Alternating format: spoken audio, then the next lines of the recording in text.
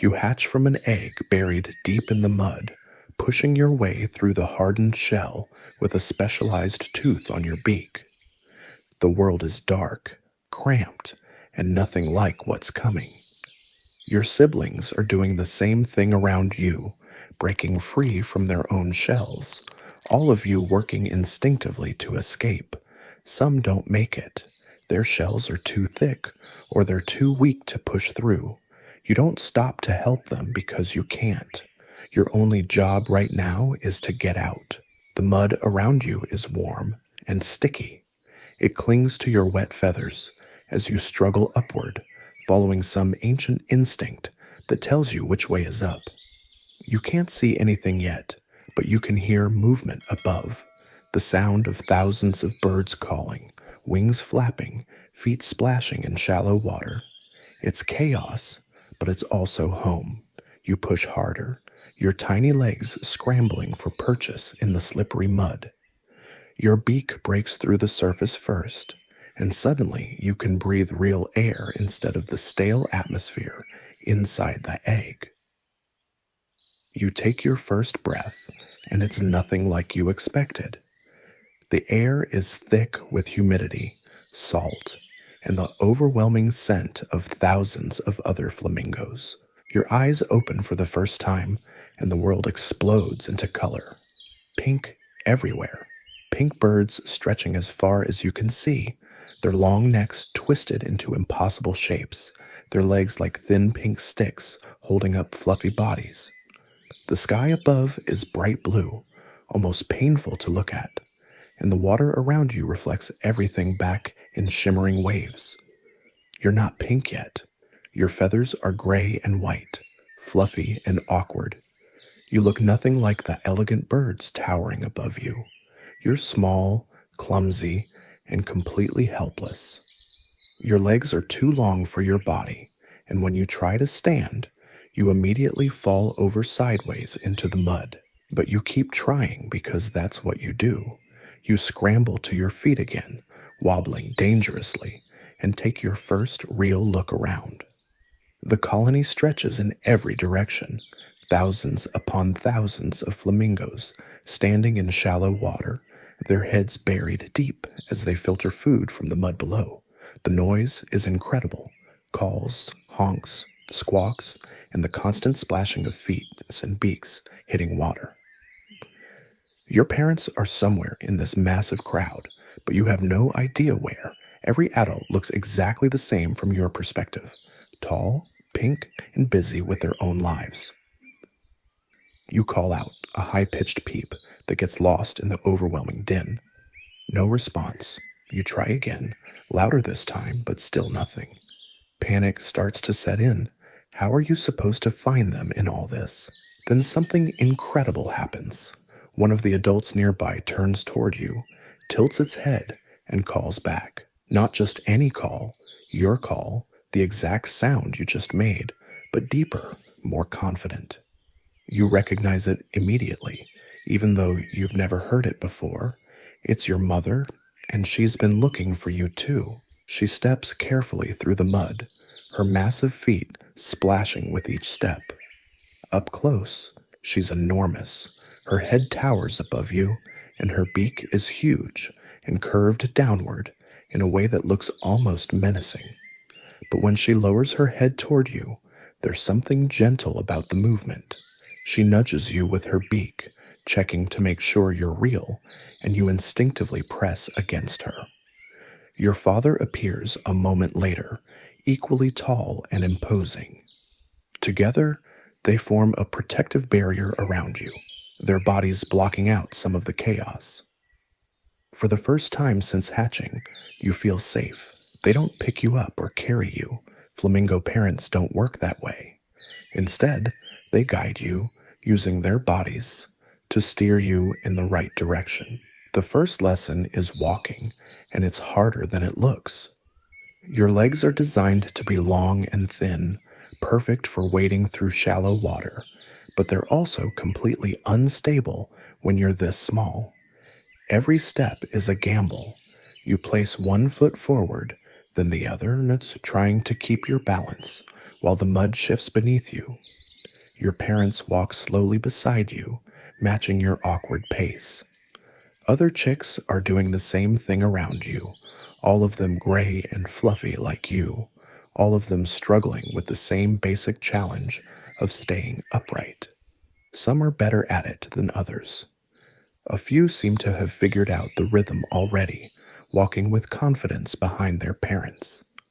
Others, like you, are still working on not falling over every few seconds. The colony never stops moving. Even when individual birds seem to be standing still, there's constant shifting, adjusting, repositioning. Birds move in and out of the water. Heads go up and down as they feed, and the whole mass of flamingos flows like a slow-moving river.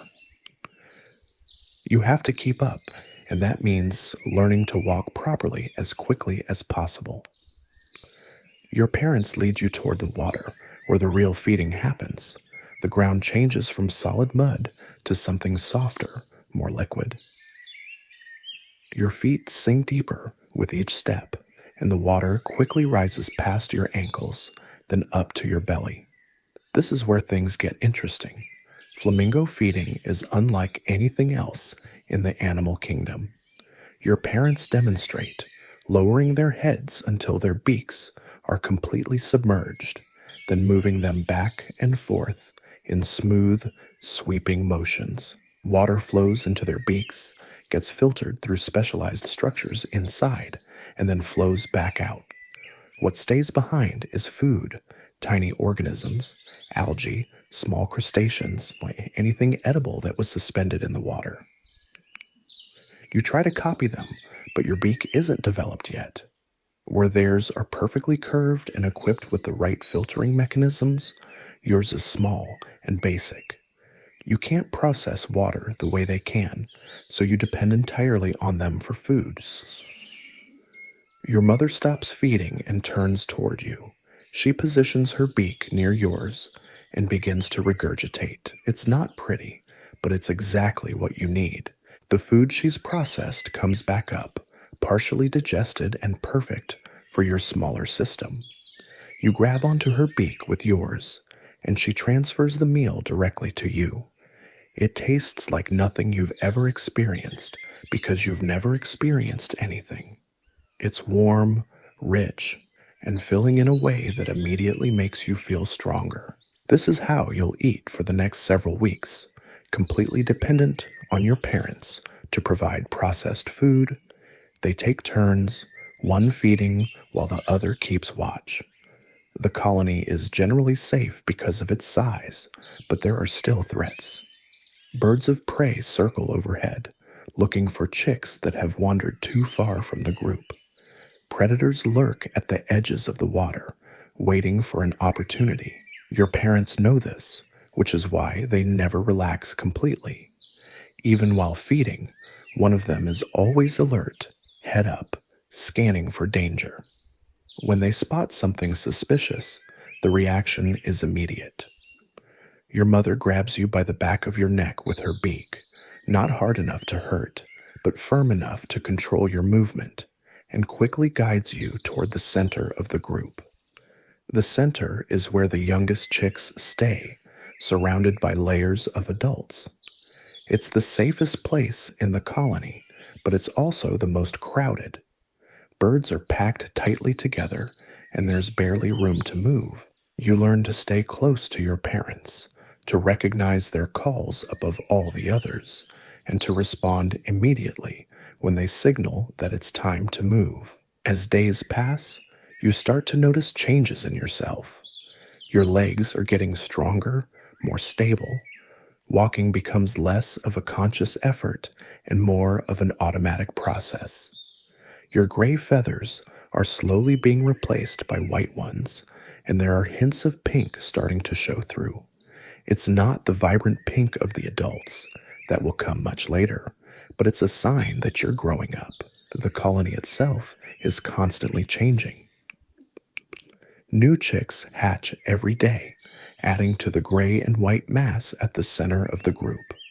Older juveniles, birds that are several weeks ahead of you in development, move with more confidence toward the edges.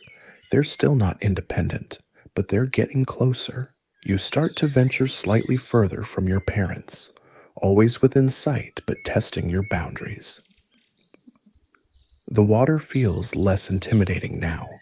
Your beak is developing, and you can start to experiment with the feeding motions you've watched thousands of times.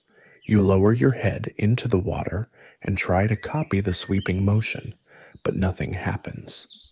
The water just flows through your beak without leaving anything behind. Your parents still need to feed you, but they're starting to encourage your attempts. When you try to feed yourself, they don't immediately intervene. They let you experiment, fail, try again. It's frustrating, but it's also exciting. Every small success feels like a major victory. Other chicks your age are going through the same process. You start to interact with them. More's also something comforting about being around others who are facing the same challenge as you, moving in small groups while your parents feed nearby. There's safety in numbers, and they're how they move, how they feed, how they interact with the adults. Some are. The older juveniles become role models. You watch them carefully, studying their own, though they still depend on their of them, can already filter small amounts of food from the water on parents for most of their nutrition. They represent your future, what you'll become if you can survive the next few critical weeks.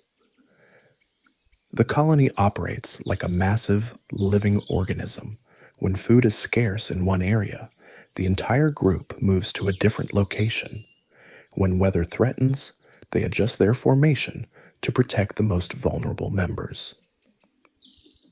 When predators appear, they respond as one unified entity, creating an impenetrable wall of pink bodies and sharp beaks. You're part of this now, one small piece of something much larger than yourself. Your survival depends not just on your own abilities or your parents' care, but on the collective behavior of thousands of birds working together. It's a system that has worked for millions of years, and it's working for you. But survival isn't guaranteed. Every day brings new challenges, new threats, new tests of your growing abilities. The water that provides food also hides dangers. The sky that seems endless and beautiful also contains predators. The colony that offers protection also demands that you keep up, grow up, and eventually stand on your own. Your pink feathers are coming in stronger now, and your beak is developing the specialized structures you'll need for independent feeding. The gray fluff of your earliest days is disappearing, replaced by sleeker, more adult-like plumage. You're not there yet, but you're getting closer. You're starting to understand the social dynamics that govern everything around you. The colony isn't just a random gathering of birds. It's a complex hierarchy with unspoken rules that determine who feeds where, who gets the best spots, and who gets pushed to the edges. Your parents occupy a decent position in this hierarchy, not at the top, but respectable enough to secure good feeding areas and safe roosting spots. The competition for resources is subtle but constant. When a particularly rich feeding area opens up, it's not a free-for-all. The dominant birds move in first, their heads held high, their movements confident and deliberate. Others wait their turn or find alternative spots. Your parents know their place in this system, and they teach you by example how to navigate it without causing unnecessary conflict. You watch as disputes occasionally break out between adults. It starts with posturing, necks stretched tall, wings slightly spread, sharp calls that cut through the general noise of the colony. Most of the time, these displays are enough to settle whatever disagreement sparked them. The subordinate bird backs down, finds a different spot, and life continues. But sometimes the conflict escalates. When two adult flamingos actually fight, It's surprisingly violent. They use their necks like whips, striking at each other with surprising speed and force. Their beaks become weapons, aimed at eyes, necks, and anywhere vulnerable. Wings beat furiously, creating chaos in the water around them. Other birds scatter, creating a temporary clearing around the combatants. These fights don't last long, but they're intense while they happen.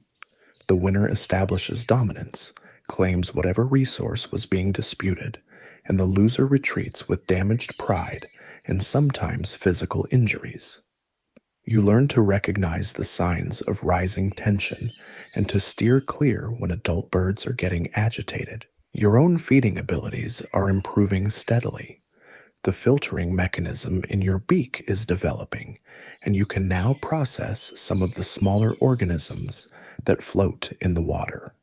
It's not enough to sustain you completely. You still need your parents' help for most of your nutrition, but it's progress. Each successful feeding attempt builds your confidence and strengthens the muscles you'll need for independent survival. The taste of self-caught food is different from what your parents provide. It's fresher, more varied, sometimes bitter or salty in ways that surprise you. You're learning to distinguish between different types of prey, developing preferences for certain flavors and textures. Some of the tiny crustaceans have a satisfying crunch. Others are soft and almost dissolve in your mouth. Your parents are gradually reducing how often they feed you directly. Where they once responded to every call for food, now they sometimes ignore your requests, forcing you to try feeding yourself. It's frustrating, but you're starting to understand that this is necessary. They're not being cruel, they're preparing you for independence. The social dynamics among the juveniles are changing too. Chicks who hatched around the same time as you are forming loose associations, groups that move together through the colony. There's safety in these groups, but there's also competition.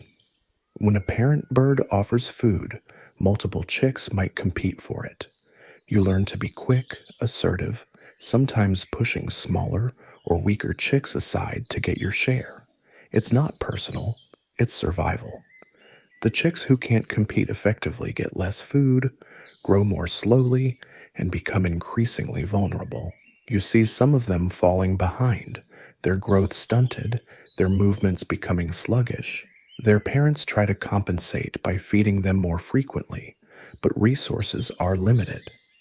The weather brings new challenges almost daily. The salt lake where your colony feeds is subject to extreme conditions, scorching heat that makes the mud crack, and temperatures that can shift dramatically when storms roll in. During the hottest parts of the day, the entire colony seeks shade wherever they can find it, clustering together in whatever shadows are available. When storms hit, the colony transforms into something resembling organized chaos. The adults know what to do, positioning themselves to create windbreaks for the younger birds, but the experience is terrifying for someone your size. Rain pelts down with surprising force. Wind whips across the water, creating waves that threaten to knock you over, and the calls of thousands of birds become a deafening roar as everyone tries to communicate above the storm. Your parents press close to you during these storms, their bodies forming a protective barrier against the wind and rain. You huddle beneath them, feeling small and vulnerable, understanding for the first time how precarious your existence really is. The storm will pass, but it drives home the reality that nature doesn't care about your survival.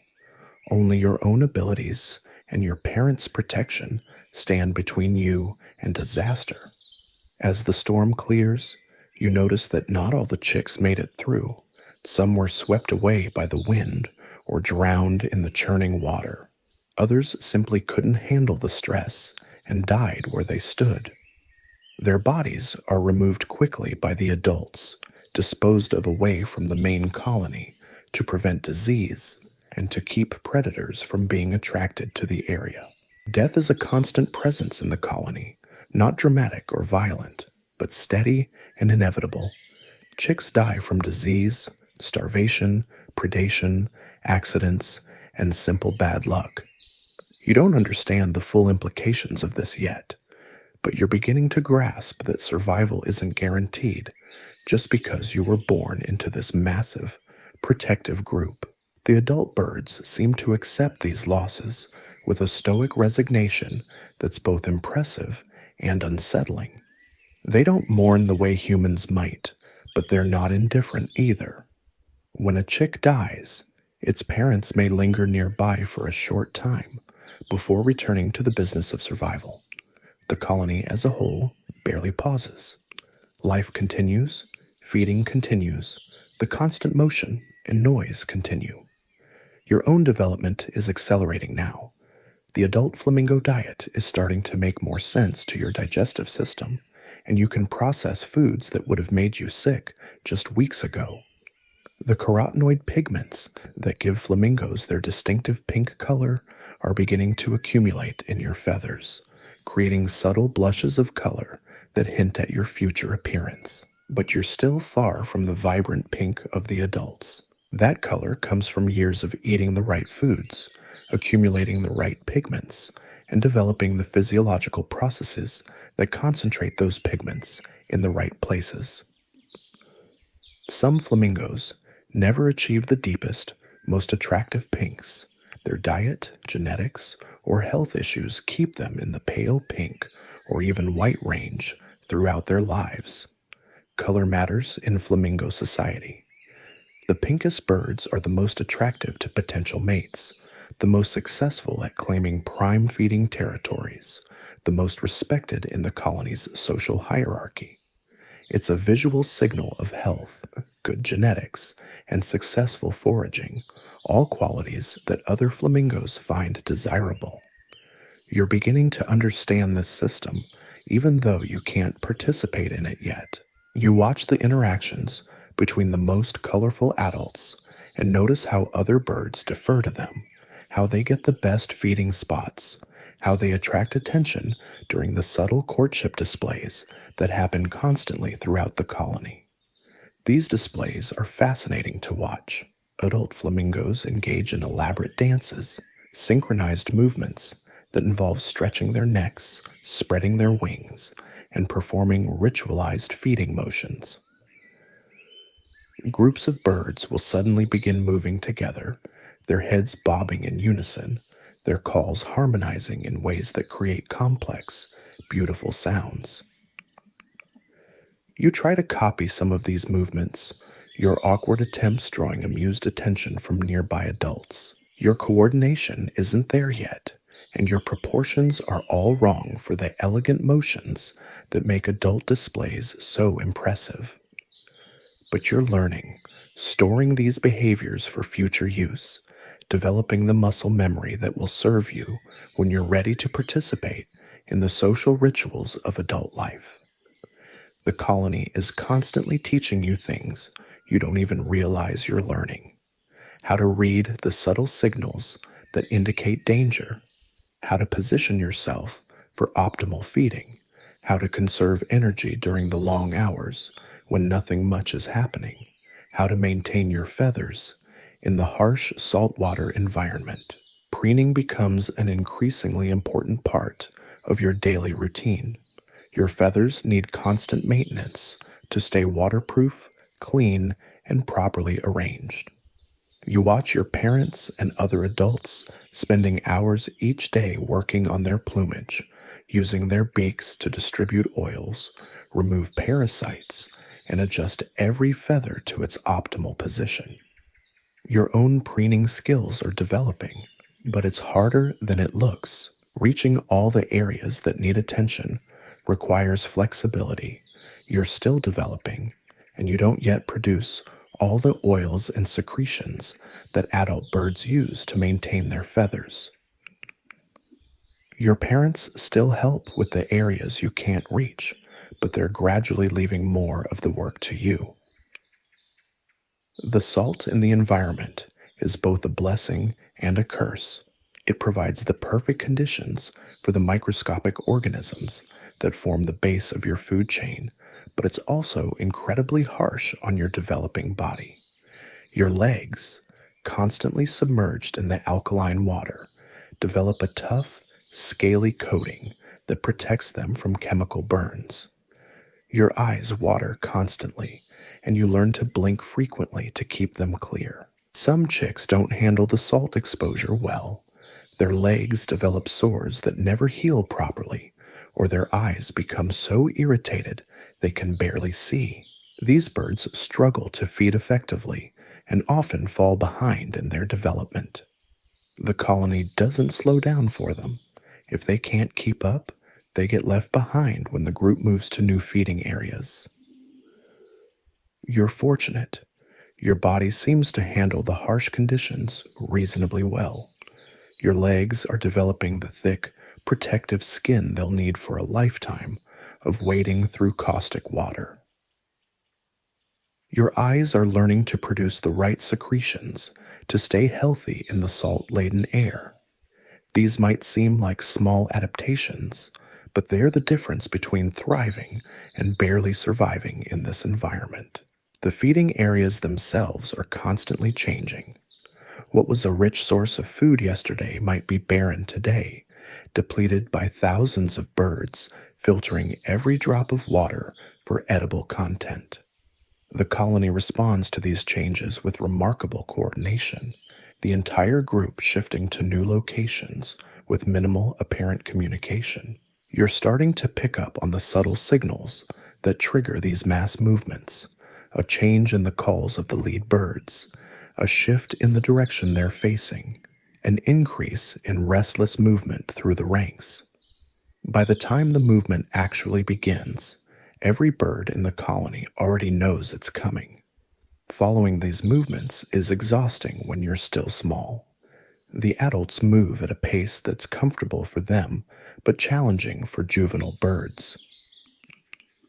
Your legs burn with the effort of keeping up, and you frequently find yourself falling behind despite your best efforts. Your parents adjust their pace when they can, but they can't fall too far behind the main group without putting all of you at risk. During one particularly long movement to a new feeding area, you experience your first real test of endurance.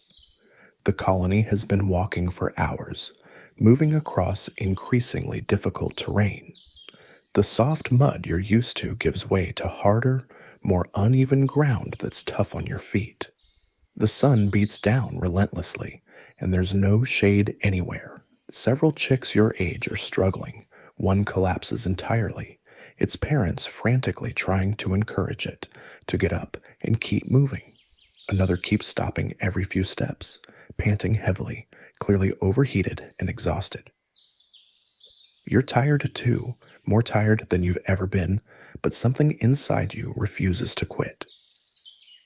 Your parents notice your determination and seem impressed. They position themselves to provide what shade they can, and your mother occasionally touches your head with her beak in what feels like encouragement. These small gestures give you the strength to keep going when your body is screaming at you to stop. When the colony finally reaches the new feeding area, you understand why the journey was necessary. The water here is teeming with life. Small crustaceans, algae, tiny fish, everything a growing flamingo needs. The adults immediately begin feeding with an intensity you haven't seen before, their heads disappearing beneath the surface for long periods as they process the rich water. You try to join in, but your filtering system still isn't efficient enough to take full advantage of such abundant food. You catch some of the larger organisms, enough to take the edge off your hunger, but you still need your parents to supplement your diet. They're happy to do so. The abundant food means they can easily spare some for you while still getting everything they need. This feeding frenzy lasts for several days. The entire colony seems energized by the rich food source, and you notice changes in everyone around you. Adult birds' colors become more vibrant, their movements more energetic. Your fellow juveniles grow noticeably, their awkward proportions beginning to shift toward the more elegant lines of adult flamingos.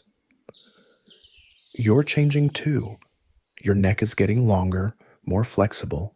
Your legs are stretching, becoming more proportional to your body. Most importantly, your beak is developing the complex internal structures that will eventually allow you to filter food as efficiently as any adult. You can feel the changes happening, subtle shifts in how your mouth works, how water flows through your feeding system. The abundance doesn't last forever. After about a week, the food source begins to show signs of depletion. The water becomes cloudier as thousands of birds stir up sediment in their feeding frenzy. The easy-to-catch organisms become scarcer, requiring more effort to find adequate food. The adults begin showing signs of restlessness again. You've learned to recognize these patterns now. The colony will move again soon, searching for the next rich feeding area. These boom and bust cycles are a fundamental part of flamingo life, and your body is adapting to handle the alternating periods of abundance and scarcity. During the scarce periods, competition becomes more intense. Adult birds become more aggressive about defending their feeding spots, and parents are less generous with their chicks. You have to work harder for every meal, spending longer periods with your head underwater, processing larger volumes of water to extract the same amount of nutrition. These challenging times are actually crucial for your development. They force your filtering system to become more efficient, your feeding techniques more refined. Birds that can adapt to the leaner times don't survive to see the next period of abundance. It's harsh, but it ensures that only the most capable individuals contribute to the next generation. Your social relationships are becoming more complex as you grow. The loose associations you formed with other juveniles are solidifying into more stable groups. These friendships aren't based on affection the way human relationships might be, but rather on mutual benefit and compatibility. Birds that feed at similar rates, have similar energy levels, and respond to threats in similar ways naturally gravitate toward each other. You've formed a particularly strong bond with 3 other chicks that hatched around the same time you did. One is slightly larger and more aggressive, often taking the lead when your group moves through the colony. Another is smaller, but remarkably quick, able to snatch food from contested areas before larger birds can react. The third is steady and reliable, never the fastest or strongest, but always there, always keeping up. Together, your group is more effective than any of you would be alone. You can spread out to cover more ground when feeding, share information about food sources or potential threats, and provide mutual protection when adults become territorial. It's your first taste of the complex social cooperation that defines adult flamingo society. Your parents are gradually spending less time directly supervising you. They still provide food when you need it and protection when threats arise, but they're allowing you more independence in your daily activities. This shift is both exciting and terrifying. You have more freedom to explore, to test your abilities, to make your own decisions, but you also have more responsibility for your own survival. The first time you successfully defend a feeding spot from another juvenile, it feels like a major victory. A slightly smaller chick tried to muscle in on an area where you'd been working for several minutes, building up a good concentration of food particles. Instead of giving way as you might have weeks ago, you stood your ground, stretched your neck tall, and made it clear the spot was taken. The other chick challenged you briefly, but when you didn't back down, it moved on to find its own area. You felt a surge of confidence and satisfaction that was entirely new. You are becoming capable of taking care of yourself, of competing successfully with your peers, of holding your own in the complex social environment of the colony. But independence comes with new risks. Without your parents' constant supervision, you make mistakes that could have serious consequences. You venture too close to the edge of the colony one day, attracted by what looks like an unusually good feeding opportunity. You don't notice the shape moving through the water until it's almost too late. It's a predator. You're not sure exactly what, but something large and fast with sharp teeth. It lunges toward you just as you realize the danger, and you barely escape by launching yourself backward in a clumsy, panicked flight. Your heart pounds as you scramble back toward the safety of the main group, understanding for the first time how quickly disaster can strike when you let your guard down. Your parents notice your frightened state when you return, and they keep you closer for the next few days. But they don't lecture you or prevent you from exploring again. They understand that learning to assess and handle risks is a crucial part of growing up. The near miss was a valuable lesson, one that will make you more cautious and aware in the future. The seasonal patterns that govern the colony's life are becoming clearer to you. The movements between feeding areas follow predictable cycles based on water levels, temperature, and the life cycles of the organisms you depend on. The timing of breeding seasons, molting periods, and migration routes all fit together in a complex annual rhythm that has been refined over millions of years. You're beginning to sense your place in these larger patterns. Your body is telling you that changes are coming, hormonal shifts that will eventually drive you toward independence, toward finding your own territory, toward the complex courtship rituals that ensure the continuation of your species. These changes are still months away, but you can feel them building like a distant storm. Your plumage is steadily becoming more adult-like. The gray fluff of your earliest days is mostly gone now, replaced by sleek, waterproof feathers that gleam in the sunlight. The pink coloration is stronger, though still far from the vibrant hues of the most successful adults. Your beak has developed most of its filtering capability, and you can now obtain a significant portion of your nutrition through your own efforts. The relationship with your parents is evolving into something more like a partnership than the complete dependence of your early weeks. They still provide food when you ask for it, but they expect you to try feeding yourself first. They still offer protection, but they expect you to be aware of your surroundings and avoid obvious dangers. They're preparing you for the day when you'll need to survive entirely on your own. That day is approaching faster than you realize. Your body is sending stronger signals now, urges you don't fully understand but can't ignore. You find yourself drifting further from your parents during feeding times, not because you're rebelling, but because something deep inside is pulling you toward independence. When they call for you to return to their side, you hesitate before responding. It's not defiance, it's biology. The colony's social structure looks different from your new perspective. You're no longer viewing everything from the protected center where the youngest chicks huddle together. You can see the edges now, where the older juveniles and young adults test their boundaries. Some of them still return to their parents occasionally, but their interactions are brief, almost formal. They're practicing for the day when those connections will be severed entirely. Your feeding technique has improved dramatically. Where you once struggled to filter even the smallest organisms from the water, you can now process complex mixtures of algae, tiny crustaceans, and organic particles with reasonable efficiency. Your beak moves in smooth, practiced motions, and you've developed the rhythm that will serve you for the rest of your life.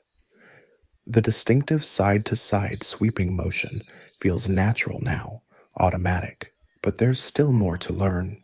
The most experienced adults have techniques you haven't mastered yet. They know how to find the richest feeding spots, how to position themselves to take advantage of currents and water movements, how to feed efficiently even when food is scarce. You watch them carefully, trying to decode the subtle skills that separate adequate feeders from exceptional ones. The competition among juveniles your age is intensifying. As everyone becomes more capable, the easy cooperation of your younger days is giving way to something more complex. You still associate with your group of 3 companions, but there's an underlying tension that wasn't there before. When food is abundant, you work well together. When resources become scarce, old friendships matter less than immediate survival needs. During one particularly lean period, your closest companion, the quick, smaller bird you've known since your earliest days outside the nest, tries to steal food you've just filtered from the water. It happens fast, a sudden lunge toward your beak just as you're about to swallow. You react without thinking, blocking the attempt and pushing back hard enough to knock your friend off balance. The moment feels like a betrayal, but it's really just reality asserting itself. As you grow older and more independent, every other bird becomes potential competition. The bonds you formed as helpless chicks are being tested against the fundamental drive to survive and thrive. Some friendships will survive this transition, evolving into the complex social relationships of adult life. Others will simply fade away as individual interests diverge. Your parents have stopped feeding you entirely now. When you approach them with the begging calls that once guaranteed a meal, they turn away or move to a different area. It's not cruelty, it's preparation. They know what you don't yet fully understand. Your survival depends on your ability to fend for yourself completely. Every meal they give you now delays the development of the skills you'll need when they're no longer there to help. The transition is harder than you expected. Your filtering technique is good enough to keep you alive, but just barely. You lose weight during the first week of complete independence, your body burning through its reserves as you struggle to consume enough food to meet your energy needs. Other juveniles are going through the same process, and some of them don't make it. You see them growing weaker, their movements becoming sluggish, their feeding attempts less and less successful, but you adapt. Your filtering efficiency improves rapidly when failure means starvation. Your ability to find and exploit good feeding spots sharpens. Most importantly, you develop the persistence that adult flamingos need, the ability to spend hours processing marginal food sources when better options aren't available. It's exhausting, but it works. Your relationship with the colony is changing too. You're no longer a protected member of the group. You're a participant. When threats appear, you're expected to contribute to the collective defense rather than just benefiting from it. When the colony moves to new feeding areas, you need to keep up on your own strength rather than relying on your parents to accommodate your limitations. The first time you participate in mobbing a predator, the experience is both terrifying and exhilarating. A large bird of prey circles overhead, clearly looking for vulnerable targets among the younger flamingos. The colony's response is immediate and overwhelming. Hundreds of adult birds rise into the air, their calls combining into a deafening roar of aggression and warning. You join them without thinking, your wings carrying you upward for the first time in a coordinated flight with the rest of the group. The predator, faced with this massive display of unified hostility, quickly decides to hunt elsewhere. As the colony settles back down, you feel a new sense of belonging. You're not just protected by the group anymore. You're part of what makes the group strong. Your flying skills are developing rapidly now. What started as awkward, energy wasting flapping has evolved into efficient, controlled flight. You can cover significant distances without exhausting yourself, and you're learning to use air currents and thermal updrafts to conserve energy. These skills will be crucial when the colony makes its longer seasonal migrations. The first major migration you experience as an independent bird is a revelation. The colony rises as one, thousands of pink bodies creating a living cloud that stretches across the sky. From the air, you can see the landscape in a completely new way. The chain of salt lakes and wetlands that provide the resources your species needs, the vast stretches of inhospitable terrain between them, the subtle signs that guide experienced birds to the best feeding areas. Flying in formation with thousands of other flamingos is unlike anything you could have imagined. The coordination is largely unconscious, each bird responding to the movements of its neighbors, the entire flock flowing like a single organism across the landscape. You find yourself naturally taking your place in this formation, your wings beating in rhythm with the birds around you. But the migration is also exhausting. Hours of continuous flight push your still developing muscles to their limits. Some of the younger birds can't keep up with the pace, falling behind and struggling to rejoin the group. You see some of them dropping out entirely, forced to attempt the journey alone or in small, vulnerable groups. Their chances of survival are much lower without the protection and guidance of the main colony. You make it through your first migration, but just barely. By the time the colony reaches its destination, you're completely drained. Your muscles ache, your wings feel like dead weight, and you can barely stand upright in the shallow water. Other juveniles look just as exhausted, their heads hanging low as they struggle to recover from the ordeal. But the destination makes the journey worthwhile. The new feeding area is incredibly rich, teeming with the exact organisms that flamingos need most. The water is the perfect depth and salinity, and there are virtually no predators or other threats. For the first time since achieving independence, feeding becomes easy again. You can process all the food you need in just a few hours, leaving the rest of the day for rest and recovery. The abundance allows your body to rebuild the muscle mass and energy reserves you depleted during the migration. Your plumage improves, becoming sleeker and more colorful. Your overall condition reaches levels you've never experienced before, and you begin to understand why adult flamingos are willing to undertake such demanding journeys to reach these seasonal feeding grounds. Your social position within the colony is stabilizing. You're no longer at the very bottom of the hierarchy. That position is occupied by the newest independent juveniles and the chicks still dependent on their parents. But you're also nowhere near the top. The most dominant positions are held by the oldest, most experienced adults, birds whose vibrant colors and confident movements mark them as successful survivors. You're developing your own techniques for navigating the colony's social complexities. When to challenge another bird for a feeding spot, when to defer to obvious superiors, how to form temporary alliances that benefit everyone involved. These skills are just as important as your ability to find and process food. Flamingos who can't function socially often find themselves pushed to the margins of the colony, where survival becomes much more difficult. The seasonal patterns are becoming predictable now. You know when the colony will move, where it's likely to go, what conditions to expect at different times of the year.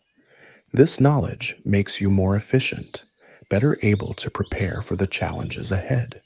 You start building up energy reserves before migrations, Seek out the most nutritious food sources before lean periods. Position yourself strategically within the colony before dangerous weather arrives. Your plumage is approaching adult coloration now, though you're still not at the peak pink that marks the most successful birds. The color comes from the carotenoids in your diet, and achieving the deepest, most attractive hues requires not just eating the right foods, but processing them efficiently and incorporating the pigments optimally. It's a complex process that takes years to perfect. You notice that birds with the best coloration get preferential treatment in all sorts of subtle ways. They're less likely to be challenged for feeding spots, more likely to be chosen as partners in temporary feeding cooperatives, generally treated with more respect as by the colony as a whole. Color is an honest signal of health and genetic quality, and other flamingos respond to it instinctively. The first time another bird defers to you during a feeding dispute, you realize your own status is improving. It's a small interaction, a slightly smaller juvenile backing away when you approach a promising feeding area, but it represents a significant shift. You're no longer always the one giving way to others. You're developing the confidence and presence that command respect. Your movements become more deliberate, more purposeful. The frantic energy of your younger days gives way to the measured efficiency of adult behavior. You waste less energy on unnecessary actions. Conserve your strength for when it really matters. Present yourself in ways that discourage casual challenges from other birds. The colony's breeding season arrives, though you're still too young to participate directly. The transformations in adult behavior is dramatic. Birds that were relatively calm and focused on feeding become energetic dancers, their movements synchronized in elaborate courtship displays. The noise level increases dramatically as calls become more frequent and more complex. You watch these displays with fascination, storing the behaviors for future use. The dances are incredibly complex, involving precise movements of head, neck, wings, and body that must be perfectly coordinated between partners. Birds that can't keep up with the choreography are quickly abandoned for more capable dancers. The courtship displays reveal social dynamics you hadn't noticed before. The most vibrant birds are the center of attention, attracting multiple potential partners and having their choice of mates. Less colorful birds often struggle to find any willing partners, spending the entire breeding season dancing alone or being repeatedly rejected by more attractive prospects. Breeding pairs form and dissolve with surprising speed. What looks like a committed partnership can fall apart within hours if one bird finds a more attractive option or if the pair fails to synchronize their behaviors adequately. Only the most compatible and evenly matched pairs maintain stable relationships throughout the breeding season. You're too young and too inexperienced to compete in this social marketplace, but you're learning valuable lessons about what will be expected of you in the future. Your current focus on improving your condition and developing your skills is really preparation for these future breeding seasons when your genetic success will depend on your ability to attract and keep a high-quality mate. The colony's nesting activities create new challenges and opportunities. Breeding birds become extremely territorial around their nesting areas, aggressively defending even small patches of muddy ground from any perceived threats. As a non-breeding bird, you have to navigate these territories carefully, avoiding conflicts that could result in serious injury. But the territorial behavior also creates opportunities. Breeding birds are so focused on their nests and mates that they sometimes neglect prime feeding areas. Clever non-breeders can exploit these temporarily abandoned resources, building up their condition while the breeding birds are distracted. Scrogi. You become skilled at reading the subtle signs that indicate whether a breeding bird is likely to challenge you. Birds actively incubating eggs are usually too committed to their nests to chase away distant competitors. Birds in the early stages of courtship might abandon their territories entirely if a particularly attractive potential mate appears nearby. The breeding season also brings predators to the colony in greater numbers. The concentration of nests and vulnerable chicks creates opportunities for everything from small egg thieves to large predators capable of taking adult birds. The colony's response is to increase vigilance dramatically, with multiple birds always scanning for threats while others feed or tend their nests. You contribute to this collective defense system, your calls adding to the alarm network that keeps the entire colony informed about potential dangers. When you spot something suspicious, your warning helps protect not just yourself, but hundreds of other birds. It's one of the ways you earn your place in the colony's complex social fabric. As the breeding season progresses, you see the full cycle of reproduction playing out around you. Eggs are laid, so incubated and hatched. New chicks appear, tiny and gray like you once were. Some nests fail due to predation, weather, or simple bad luck. Successful parents begin the demanding process of feeding and protecting their offspring. Watching the parental behavior brings back memories of your own early days. You can see your former self in the helpless chicks that depend entirely on their parents for survival. The adults caring for these chicks display the same patience and dedication that your own parents once showed you. But you also see the harsh realities that you survived, but many others didn't. Chicks that can't keep up with the colony's movements get left behind, weak or sick. Young birds are abandoned when their chances of survival become too low to justify the energy investment. It's brutal, but it's also efficient, ensuring that resources go toward the offspring most likely to survive and reproduce. Your own parents are among the breeding birds now, focused on a new clutch of eggs and showing no special recognition of you. This final severing of family bonds feels strange but not painful. You understand now that their job was to get you to independence, and they succeeded. Your relationship with them is finished, replaced by the broader social connections that will sustain you through adult life. The post-breeding period brings its own challenges as the colony's population swells with new juveniles. Food resources become more contested, and competition intensifies at every level. The adults who invested heavily in reproduction are often in poor condition and need to rebuild their strength. The new juveniles are still learning basic survival skills and make frequent mistakes that create chaos in feeding areas. You find yourself in an intermediate position, no longer a beginner, but not yet an experienced adult. You have enough skills to hold your own in most situations, but you lack the deep knowledge and refined techniques that come with years of experience. It's a transitional phase that will last for several more years as you gradually develop into a fully mature adult. The seasonal migration cycle continues, each journey teaching you more about navigation, energy management, and group coordination.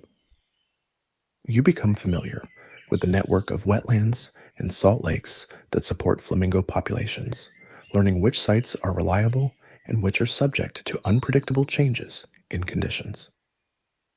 Your efficiency at every aspect of flamingo life continues to improve. Feeding becomes less of a conscious effort and more of an automatic process. Flying requires less energy as your technique refines. Social interactions become smoother as you learn to read other birds' intentions and respond appropriately. But challenges remain constant. Weather can turn deadly without warning. Food sources can disappear overnight. Predators adapt their hunting strategies to exploit new vulnerabilities. Disease can sweep through the colony, killing birds regardless of their individual fitness. Survival requires constant vigilance and adaptability. Human activities create new types of challenges that your species has never faced before. Construction projects drain wetlands or alter water chemistry. Pollution introduces toxins that accumulate in the food chain. Climate change shifts the timing of seasonal patterns that flamingos have relied on for millions of years. Some birds adapt better to these new challenges than others. Those with the most flexible behaviors and the strongest overall condition are most likely to survive and reproduce successfully. Those that can't adjust to changing conditions gradually disappear from the population. You're developing into one of the adaptable ones.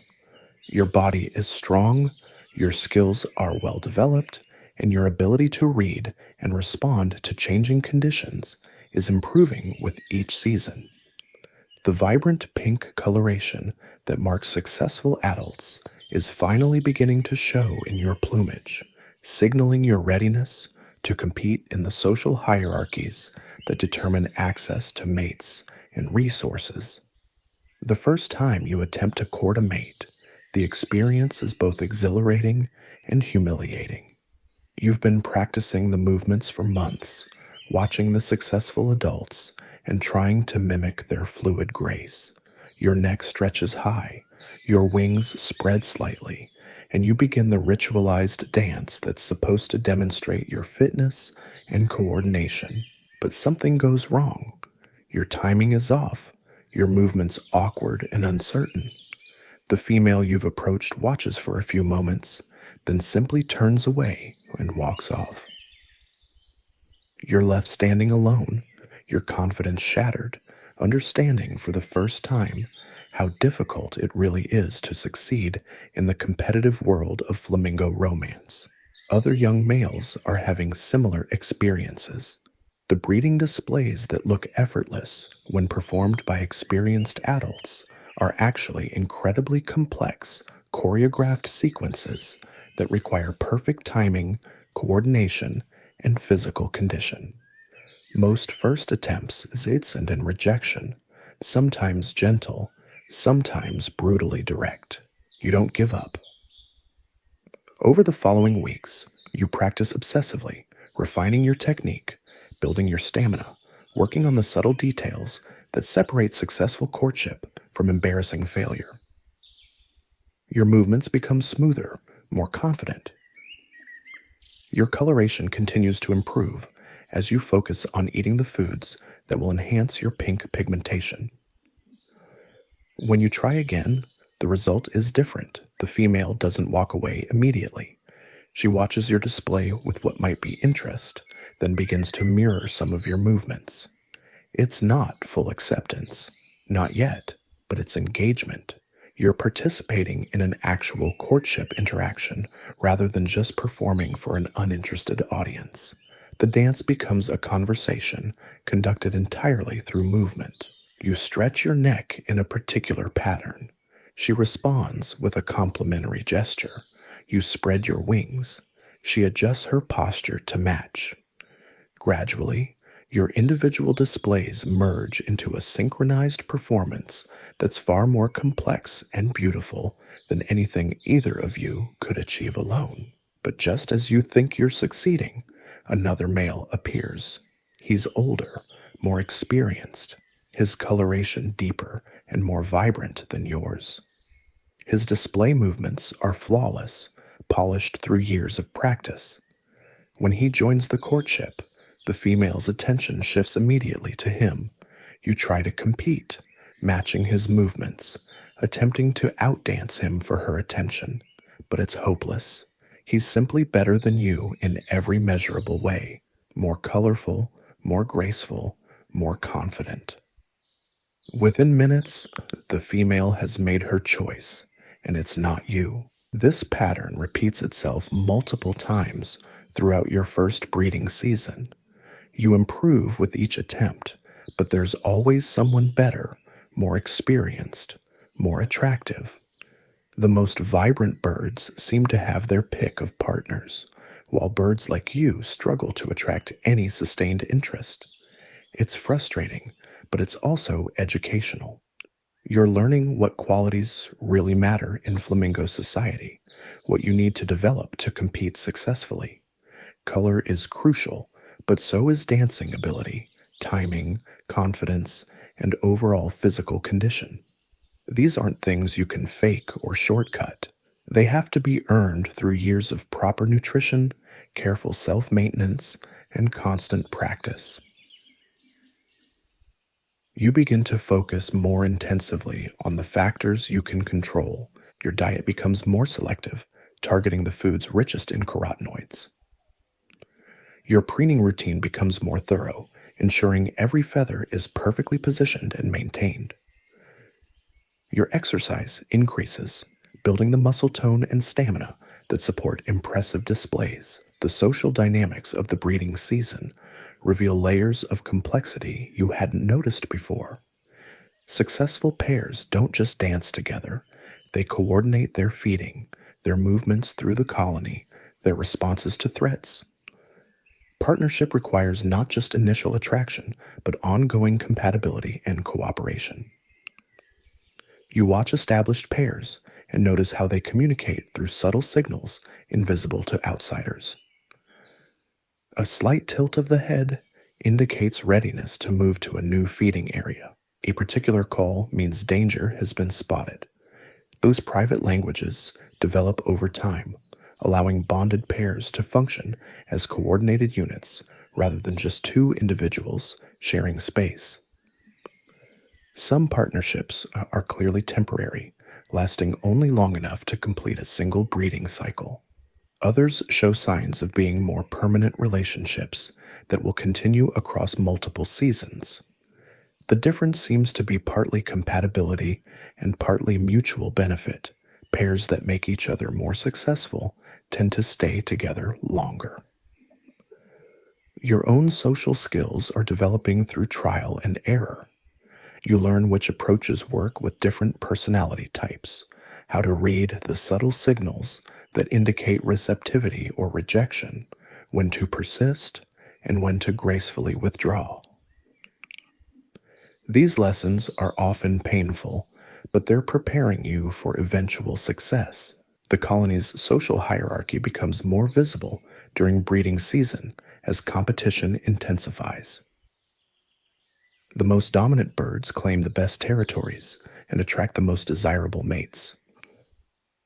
Middle-ranking birds like yourself compete fiercely for whatever opportunities remain. Lower-ranking birds often don't breed at all, waiting for future seasons when their condition might improve. Your first successful courtship happens almost by accident. You're practicing your display movements in a relatively quiet area when a female approaches and begins mirroring your actions. She's not the most vibrantly colored bird in the colony, but she's competent, healthy, and genuinely interested in what you're doing. The interaction develops naturally, without the forced intensity of your previous attempts. Your movements synchronize easily, and you find yourself enjoying the process rather than just focusing on the outcome. When she signals acceptance, it feels like a genuine mutual choice rather than a desperate victory. Building a nest together is your first real test as a partnership. Flamingo nests are simple structures, just mounds of mud scraped together in shallow water, but they require coordination and shared effort. You both gather material, shape the mound, and adjust its height and position based on water levels and weather conditions. The process reveals your different working styles and preferences. She's methodical and precise, carefully placing each addition to the nest structure. You're more impulsive, adding material quickly, but sometimes having to read work that wasn't positioned correctly the first time. Learning to work together efficiently takes patience from both of you. When she lays her single egg, everything changes. The casual partnership of courtship and nest building transforms into something much more serious. One of you must be with the egg constantly, protecting it from threats and maintaining the proper temperature for development. You take turns, alternating between incubation duty and foraging to maintain your strength. Incubating is unlike anything you've experienced before. You have to remain motionless for hours at a time, your body positioned carefully to provide the right amount of warmth without crushing the delicate shell beneath you. It's physically uncomfortable and mentally challenging, requiring a level of patience and focus you've never needed before. But it's also deeply satisfying in ways you couldn't have anticipated.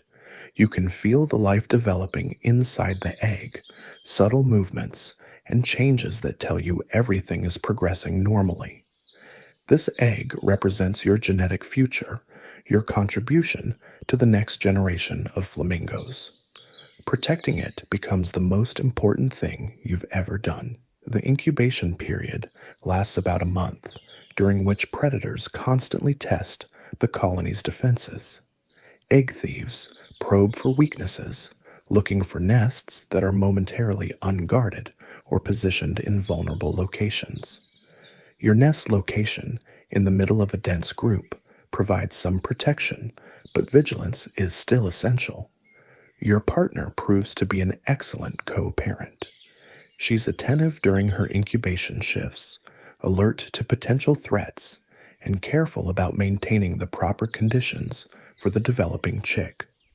When she's foraging, she stays relatively close to the nest and returns quickly if you signal any concerns. The partnership dynamic shifts as you both invest more heavily in the shared project of reproduction.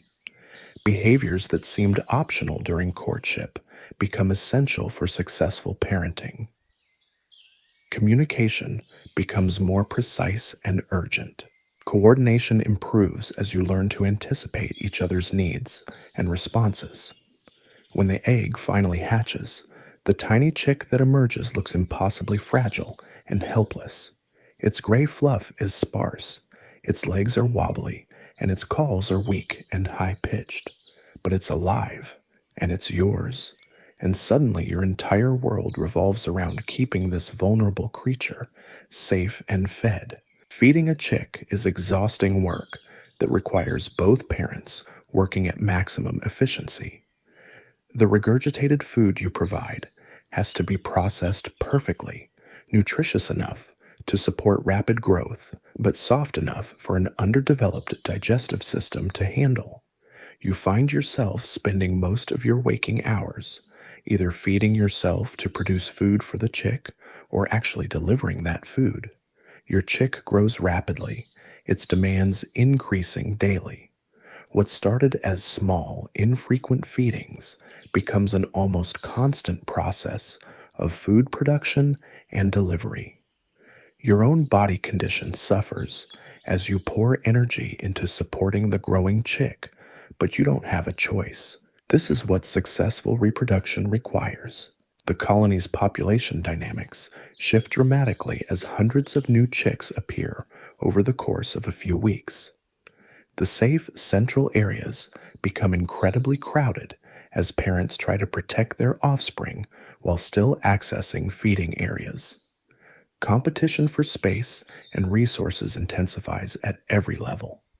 Your chick begins to show personality traits that distinguish it from its siblings. Some chicks are naturally bold, wandering away from their parents and investigating everything around them.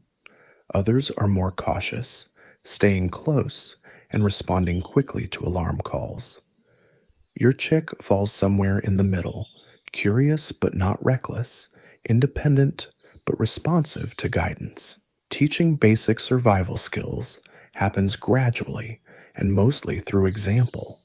Your chick watches how you feed and begins to imitate the motions, though its beak isn't developed enough for effective filtering yet. It learns to recognize alarm calls and respond appropriately to threats. Most importantly, it learns to stay with the group and follow the complex social cues that govern colony life. As your chick grows larger and more capable, your role begins to shift from constant caretaker to occasional provider and protector. The transition is gradual but inevitable. Successful parenting means raising offspring that can eventually survive without you. Each small step toward independence is both a victory and a loss. The first time your chick successfully filters food from the water on its own, you feel a complex mixture of pride and melancholy. It's a crucial milestone, proving that your offspring has the potential to survive to adulthood. But it's also the beginning of the end of the intense parental bond that has defined your relationship. Your partner handles the transition differently than you do. She seems more ready to let the chick become independent, more willing to let it make mistakes and learn from the consequences. You find yourself being overprotective, trying to shield it from challenges that are actually necessary parts of its development. The breeding season winds down as chicks across the colony reach various stages of independence. Some parents are already preparing for a second clutch, while others focus on recovering from the exhausting demands of raising their first offspring. Your own condition is depleted from months of intensive parenting, and recovery becomes your primary focus. Your partnership with your mate continues beyond the breeding season, though it takes on a different character. The urgent cooperation required for successful reproduction gives way to a more relaxed association based on familiarity and mutual benefit. You often feed in the same areas and roost near each other, but you're no longer joined at the hip. Some pairs maintain these relationships for years, becoming increasingly coordinated and efficient with each breeding season. Others who gradually drift apart as their interests and behaviors diverge. Your own relationship seems stable, but not permanent, comfortable enough to continue, but not so intense that separation would be traumatic. Your chick is now essentially independent, though it still occasionally approaches you for food when its own feeding efforts are unsuccessful. These interactions are becoming less frequent and more formal, lacking the intimate urgency of the early parenting period. Soon, your offspring will be just another member of the colony, no more connected to you than any other bird. The post-breeding molt arrives right on schedule, triggered by hormonal changes and the stress of reproduction. Your feathers begin to fall out systematically, starting with the flight feathers that require the most energy to replace.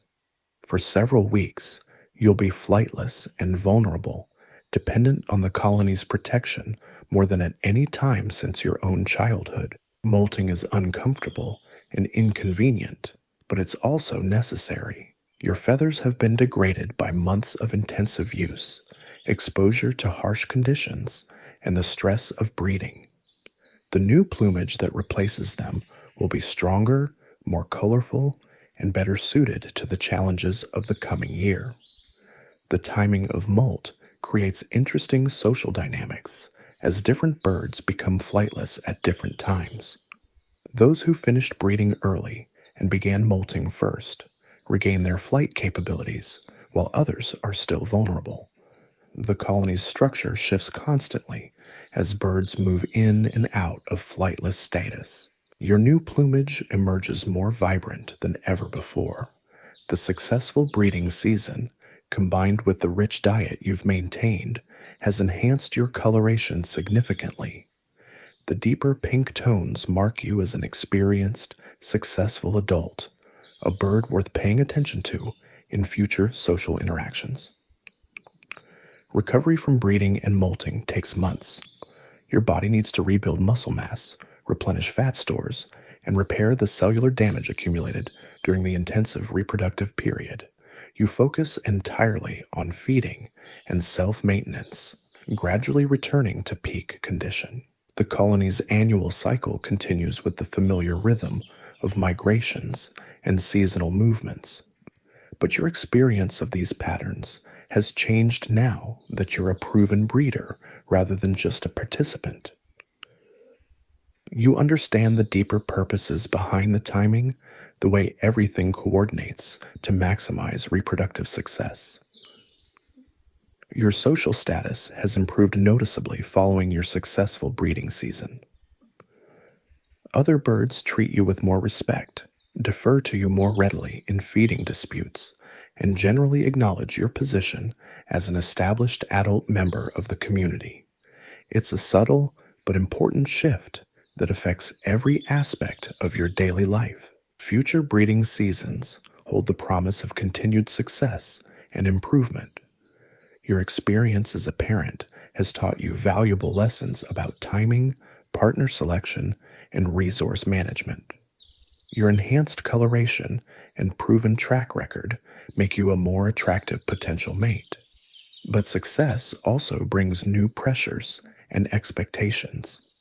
Having demonstrated your ability to reproduce successfully, you're now expected to continue doing so year after year. The competition for the best territories and most desirable mates will be intense, and your past achievements won't guarantee future success. The colony's social fabric is constantly evolving as new birds reach breeding age and older ones decline or die. Your position within this hierarchy will continue to shift based on your condition, your success rate, and your ability to compete with younger, potentially more vigorous rivals. Environmental changes continue to challenge the colony's traditional patterns. Water levels fluctuate unpredictably, affecting food availability and nesting sites. Weather patterns shift, altering the timing of migrations and breeding seasons. Pollution and human interference create new types of hazards that require adaptive responses. Your species' long evolutionary history has equipped you with remarkable flexibility and resilience, but the pace of change seems to be accelerating. Birds that can adapt quickly to new conditions thrive, while those that rely too heavily on traditional patterns struggle to survive. You've become one of the adaptable ones, able to modify your behavior and expectations based on changing circumstances. Your success in your first breeding season has given you confidence and experience that serve you well in facing new challenges. The learning never stops. Each season brings new situations that require creative solutions, new social dynamics to navigate, new environmental conditions to adapt to. Your brain continues to develop and refine the complex skills needed for long-term survival in an ever-changing world. Your offspring is developing its own adult coloration now, preparing for its first breeding season. Watching this process brings back memories of your own development and helps you understand the full cycle of flamingo life. The chick you once fed and protected is becoming a competitor and potential rival. The cycle prepares to begin again with new challenges, new opportunities, and new tests of your ability to survive and thrive in the complex world of the flamingo colony. Your experience has prepared you well, but success is never guaranteed in a world where conditions change constantly and competition never ends. The years blur together now, each breeding season bringing its own victories and failures.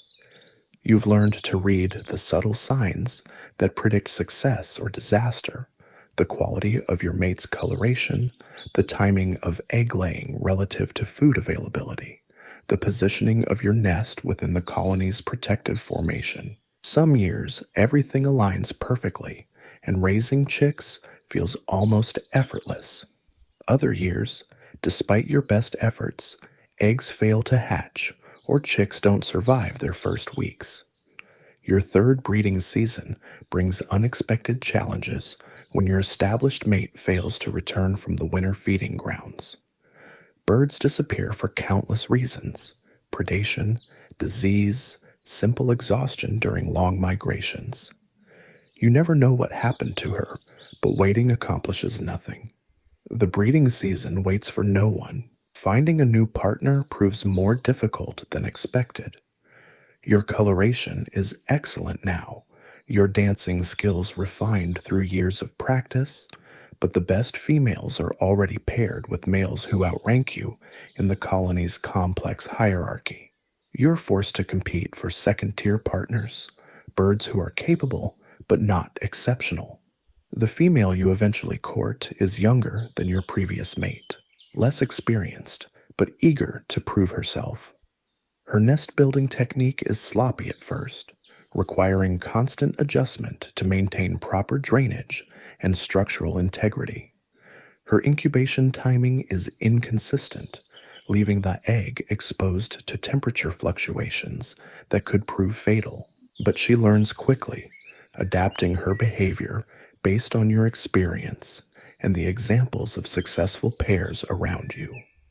By the time your chick hatches, she's become a competent partner whose enthusiasm compensates for her occasional mistakes. The partnership works, even if it lacks the smooth efficiency you developed with your previous mate. Your chick from this pairing shows exceptional promise from the beginning. It grows rapidly, reaches feeding independence ahead of schedule, and displays the bold curiosity that often marks birds destined for high social status. Watching its development gives you a satisfaction deeper than your own achievements. This is genetic success, the true measure of evolutionary victory. The colony's population has grown significantly over the years you've been breeding, creating new pressures on traditional feeding and nesting areas. Competition intensifies at every level as more birds compete for the same limited resources. The social hierarchies become more rigid, with established birds defending their positions more aggressively against younger challengers. You find yourself increasingly in the role of defender rather than challenger. Younger males, their plumage bright with the confidence of first breeding attempts, test your claim to prime feeding territories and attractive mates. Most challenges are settled through display rather than physical conflict, but the psychological pressure is constant. Your response to these challenges reveals how much you've changed since your own early attempts at breeding. Where you once relied primarily on physical condition and enthusiasm, you now employ strategy, timing, and social alliances. Age brings cunning that can sometimes compensate for declining physical capabilities. The alliances you form with other established birds become crucial for maintaining your status. Mutual defense agreements, coordinated feeding strategies, and shared information about threats or opportunities create networks that benefit all participants. These relationships are more complex than simple partnerships, involving multiple birds with overlapping interests. Your feeding efficiency has reached levels that would have seemed impossible during your juvenile years. You can extract nutrition from marginal food sources that younger birds ignore, maintain energy balance during lean periods that leave others struggling, and identify the richest feeding opportunities before less experienced competitors arrive. This expertise becomes increasingly valuable as environmental conditions continue to change. Traditional feeding areas become less reliable, forcing the colony to explore new territories and adapt to unfamiliar food sources. Your ability to quickly assess and exploit novel feeding opportunities gives you advantages over birds who rely too heavily on established patterns. The migration routes themselves are shifting in response to changing water levels and human development. Lakes that supported the colony for generations become too shallow or too polluted to use safely. New stopping points must be identified and tested, often through dangerous trial and error processes that claim lives among the less adaptable birds. You've survived several of these experimental migrations, learning to evaluate new territories quickly and accurately. The skills you've developed make you valuable to the colony as a whole. Experienced birds like you serve as guides and decision makers when the group faces unfamiliar challenges. Your social network has expanded to include birds from multiple age cohorts and breeding groups. Younger birds seek your guidance on feeding techniques and territory selection. Peers your own age coordinate with you on major decisions affecting group movements and resource allocation. Even some older, more established birds treat you as an equal rather than a subordinate. This social capital translates into practical advantages in every aspect of colony life. Better nesting sites become available through network connections. Information about distant food sources reaches you earlier than birds outside your social circle. Threats are identified and communicated more quickly through your alliance relationships. Your breeding success rate has stabilized at levels that mark you as one of the colony's more successful reproducing males. Not every attempt succeeds, but your experience minimizes the obvious mistakes that doom less skilled parents. Your offspring show survival rates well above colony averages, contributing disproportionately to the next generation's genetic diversity. The responsibility of success weighs more heavily as you mature. Younger birds look to you for leadership during crises, expecting the wisdom that comes with experience. Colony decisions increasingly depend on the judgment of established birds like you, making your choices consequential for hundreds or thousands of other lives. Environmental pressures continue to intensify, testing the colony's adaptive capabilities in new ways. Droughts last longer than historical patterns suggest they should, forcing extended stays in marginal habitats. Storm patterns shift, making traditional migration timing dangerous or ineffective. Food chains collapse unexpectedly as key species disappear from familiar ecosystems. Your response to these challenges has evolved from simple adaptation to active problem solving. You experiment with new feeding techniques, scout alternative routes during migrations, and modify breeding timing to match changing environmental conditions. These innovations often spread through the colony as other birds observe and copy your successes. The learning process never ends, even after years of experience. Each new challenge requires creative solutions that build on existing knowledge while adapting to novel circumstances. Your brain continues to develop new neural pathways, processing increasingly complex information about environmental conditions, social relationships, and resource availability. Your offspring from multiple breeding seasons are now adults themselves, some achieving their own breeding success. Watching them navigate the challenges you once faced provides perspective on your own journey from helpless chick to established adult. The genetic legacy you've created extends beyond your own lifetime, carrying your adaptations into future generations. Competition with your own offspring creates complex emotional dynamics that you navigate instinctively rather than consciously. They represent both your greatest success and your eventual replacement in the colony's social structure.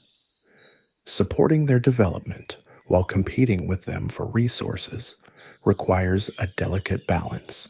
The colony's age structure is shifting as successful breeding increases the proportion of younger birds relative to established adults. This demographic change alters social dynamics, feeding patterns, and migration strategies. Your cohort of experienced adults becomes increasingly valuable as guides and decision makers for the growing population of inexperienced birds. Your physical condition remains excellent despite the accumulated stress of multiple breeding seasons. The feeding expertise and social advantages you've developed help maintain your health even as some contemporaries begin showing signs of age-related decline. The bright coloration that attracted mates in your youth has deepened and stabilized, marking you as a bird at the peak of your capabilities. Territory defense requires different strategies now that you're competing with multiple generations of challengers. Young birds test you with direct confrontation, relying on energies and enthusiasm. Middle aged competitors use more subtle approaches, probing for weaknesses in your social alliances or resource control. Older rivals might attempt to undermine your status through coalition building or strategic timing of their challenges. Your response to these varied threats demonstrates the strategic thinking that separates truly successful birds from those who merely survive. Direct confrontation works against younger challengers who lack experience. Social maneuvering counters middle-aged competitors who understand the system. Alliance management neutralizes older birds who might otherwise outmaneuver you through superior cunning. The breeding season dynamics have evolved as your status within the colony stabilized. Where you once competed desperately for any willing partner, you can now be selective, choosing mates whose qualities complement your own strengths and compensate for your weaknesses. This selectivity improves your reproductive success while reducing the energy expenditure required for courtship. Your partnership preferences have shifted toward females who demonstrate competence rather than just attractiveness. Bright coloration remains important as a signal of health and genetic quality, but you also evaluate potential mates based on their nest building skills, parenting experience, and social connections within the colony. The courtship process itself has become more efficient as your reputation precedes you. Females know your breeding history, your territory quality, and your social status before any direct interaction begins. This prior knowledge streamlines the selection process, allowing successful partnerships to form more quickly and with less wasted effort. Nest site selection has evolved into a complex strategic decision involving multiple factors beyond simple safety and accessibility. Proximity to your social allies provides mutual protection and information sharing. Distance from known aggressive neighbors reduces conflict during the vulnerable incubation period. Access to the highest quality feeding areas minimizes energy expenditure during the demanding weeks of chick rearing. Your incubation technique has been refined through years of practice until it operates almost automatically. Temperature regulation, position adjustment, and threat response happen without conscious thought, allowing you to focus attention on broader environmental monitoring and social coordination with your mate. The hatching process no longer carries the anxiety of your early breeding attempts.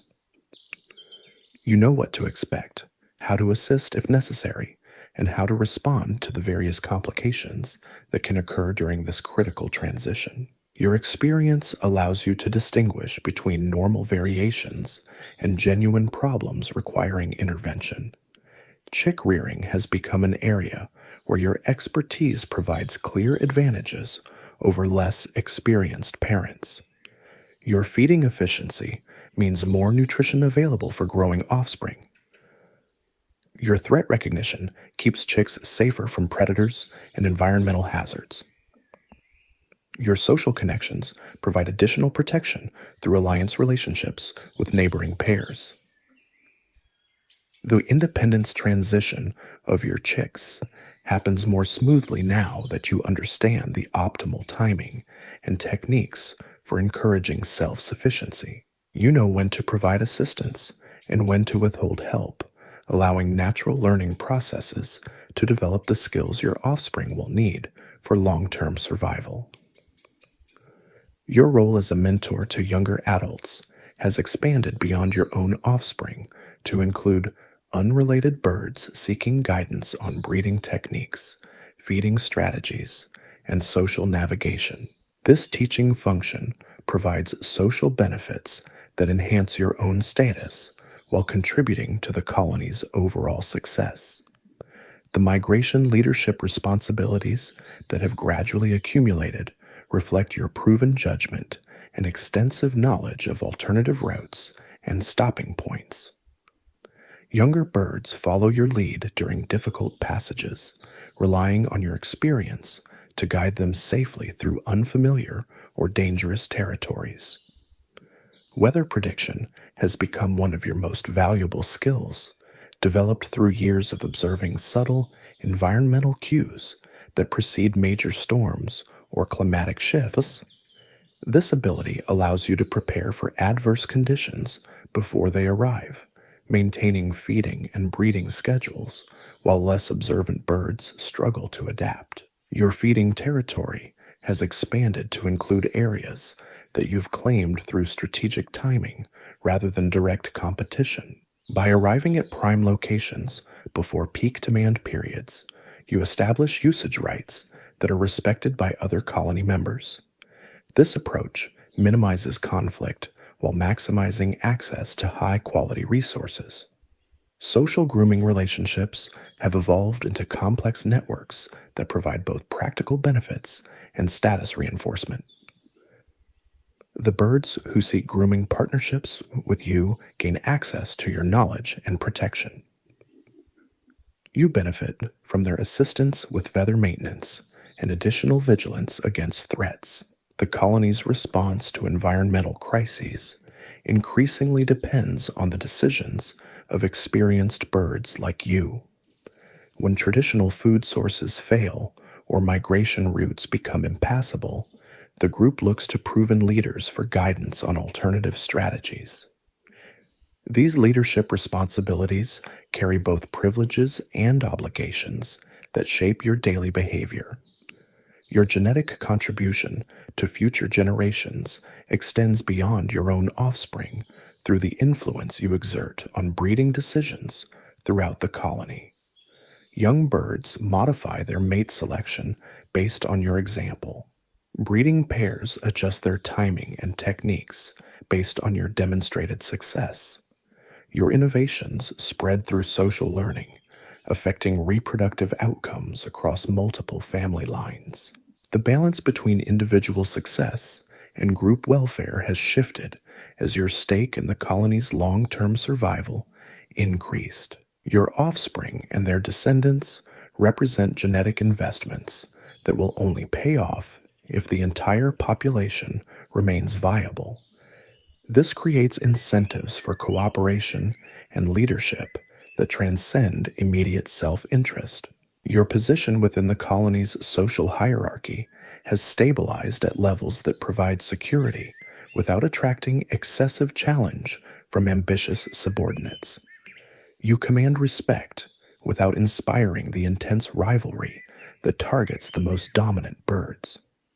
This middle ground status offers optimal returns on social investment while minimizing the costs of constant status defense. The seasonal rhythms that once seemed chaotic and unpredictable have resolved into patterns you can anticipate and prepare for months in advance. Your internal calendar coordinates breeding timing, molting schedules, migration preparation, and resource accumulation with precision that maximizes efficiency while minimizing risk. Your legacy within the colony extends beyond genetic contributions to include the knowledge, techniques, and social innovations that will persist long after your own death. The feeding strategies you've developed, the alliance patterns you've established, and the leadership approaches you've demonstrated become part of the colony's cultural inheritance. The perspective that comes with maturity allows you to see beyond immediate challenges to longer-term patterns and trends affecting the colony's survival prospects. Environmental changes that might seem temporary to younger birds register as permanent shifts requiring fundamental adaptations. Your responses to these changes influence the entire group's evolutionary trajectory. Your awareness of mortality becomes sharper as you witness the gradual disappearance of birds from your original cohort. Some vanish during migrations, their strength finally failing during the grueling flights between feeding grounds. Others succumb to diseases that their aging immune systems can no longer fight off effectively. A few are taken by predators who recognize the subtle signs of declining reflexes and reduced vigilance that mark aging birds. Each loss reminds you that your own time is limited, but it also reinforces the importance of the knowledge and experience you've accumulated. The younger birds who depend on your guidance represent not just the colony's future, but the continuation of everything you've learned about survival in an increasingly challenging world. Your feeding efficiency remains high, but you notice subtle changes in your body's response to environmental stresses. Recovery from difficult migrations takes longer than it once did. Maintaining optimal body condition requires more careful attention to diet and energy expenditure.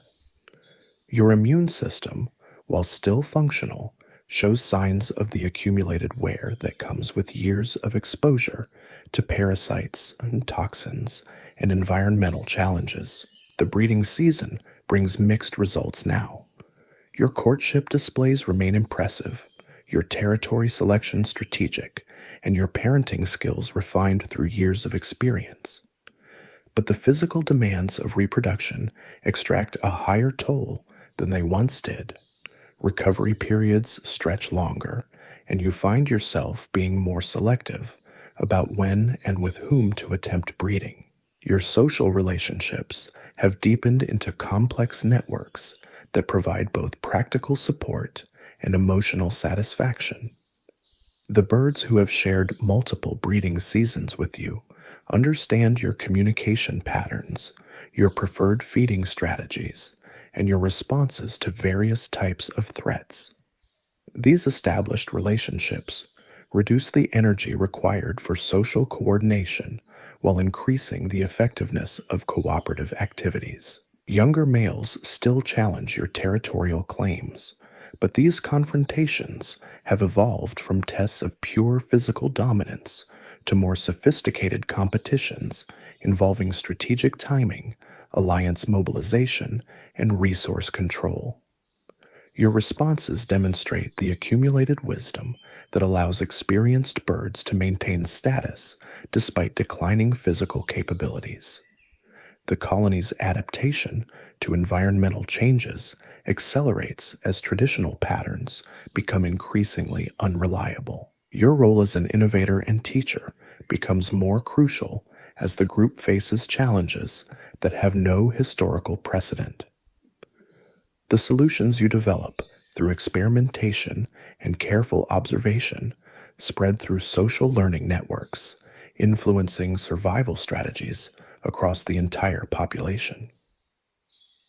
Your offspring have established their own territories and breeding partnerships, some achieving success levels that exceed your own early accomplishments. Watching their development provides insights into the genetic traits you've passed on and the environmental factors that shape individual variation within the population. Their success validates your own evolutionary contributions while highlighting areas where future adaptations might be beneficial. The migration routes you help establish become part of the colony's permanent knowledge base, used by successive generations long after your direct involvement ends. Your innovations in feeding technique, threat assessment, and social coordination similarly persist as cultural traditions that enhance group survival prospects. Weather patterns continue shifting in ways that challenge traditional scheduling of breeding, molting, and migration activities. Your ability to recognize and adapt to these changes makes you valuable as both a decision maker and an information source for birds struggling to understand new environmental realities. The colony's population dynamics reflect the success of your generation's adaptations, but also create new challenges as increased numbers strain available resources. Your experience with resource management during previous periods of scarcity provides guidance for younger birds facing competition levels they've never encountered before. Your position as an elder statesman within the colony brings both privileges and responsibilities that shape your daily activities. Younger birds seek your advice on territory selection, mate evaluation, and parenting strategies. Your opinions carry weight in group decisions about migration timing and route selection. These leadership roles provide social satisfaction while contributing to collective survival prospects. The physical changes that accompany aging become more noticeable as your joints stiffen slightly and your reaction times slow incrementally. These alterations don't significantly impact your ability to function, but they require adjustments in technique and strategy that demonstrate the flexibility necessary for long-term survival. Your breeding frequency decreases as the costs of reproduction begin to outweigh the benefits more frequently. Rather than attempting to breed every season regardless of conditions, you become selective about optimal timing and partner quality. This strategic approach maintains your genetic contribution while preserving energy for other survival activities. The social grooming networks you've developed provide increasing benefits as maintaining feather quality becomes more challenging with age. The assistance you receive from alliance partners helps preserve your appearance and health, while the grooming services you provide maintain valuable social relationships. Your expertise in predator recognition and threat response becomes increasingly valuable as environmental changes bring new dangers to traditional feeding and roosting areas.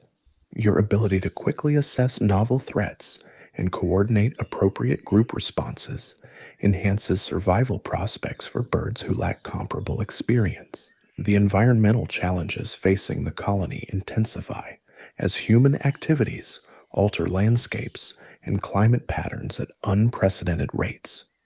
Your adaptive responses to these changes influence the entire group's evolutionary trajectory, making your decisions consequential far beyond your own individual survival. Your memory of historical environmental conditions provides crucial context for evaluating current challenges and predicting future trends.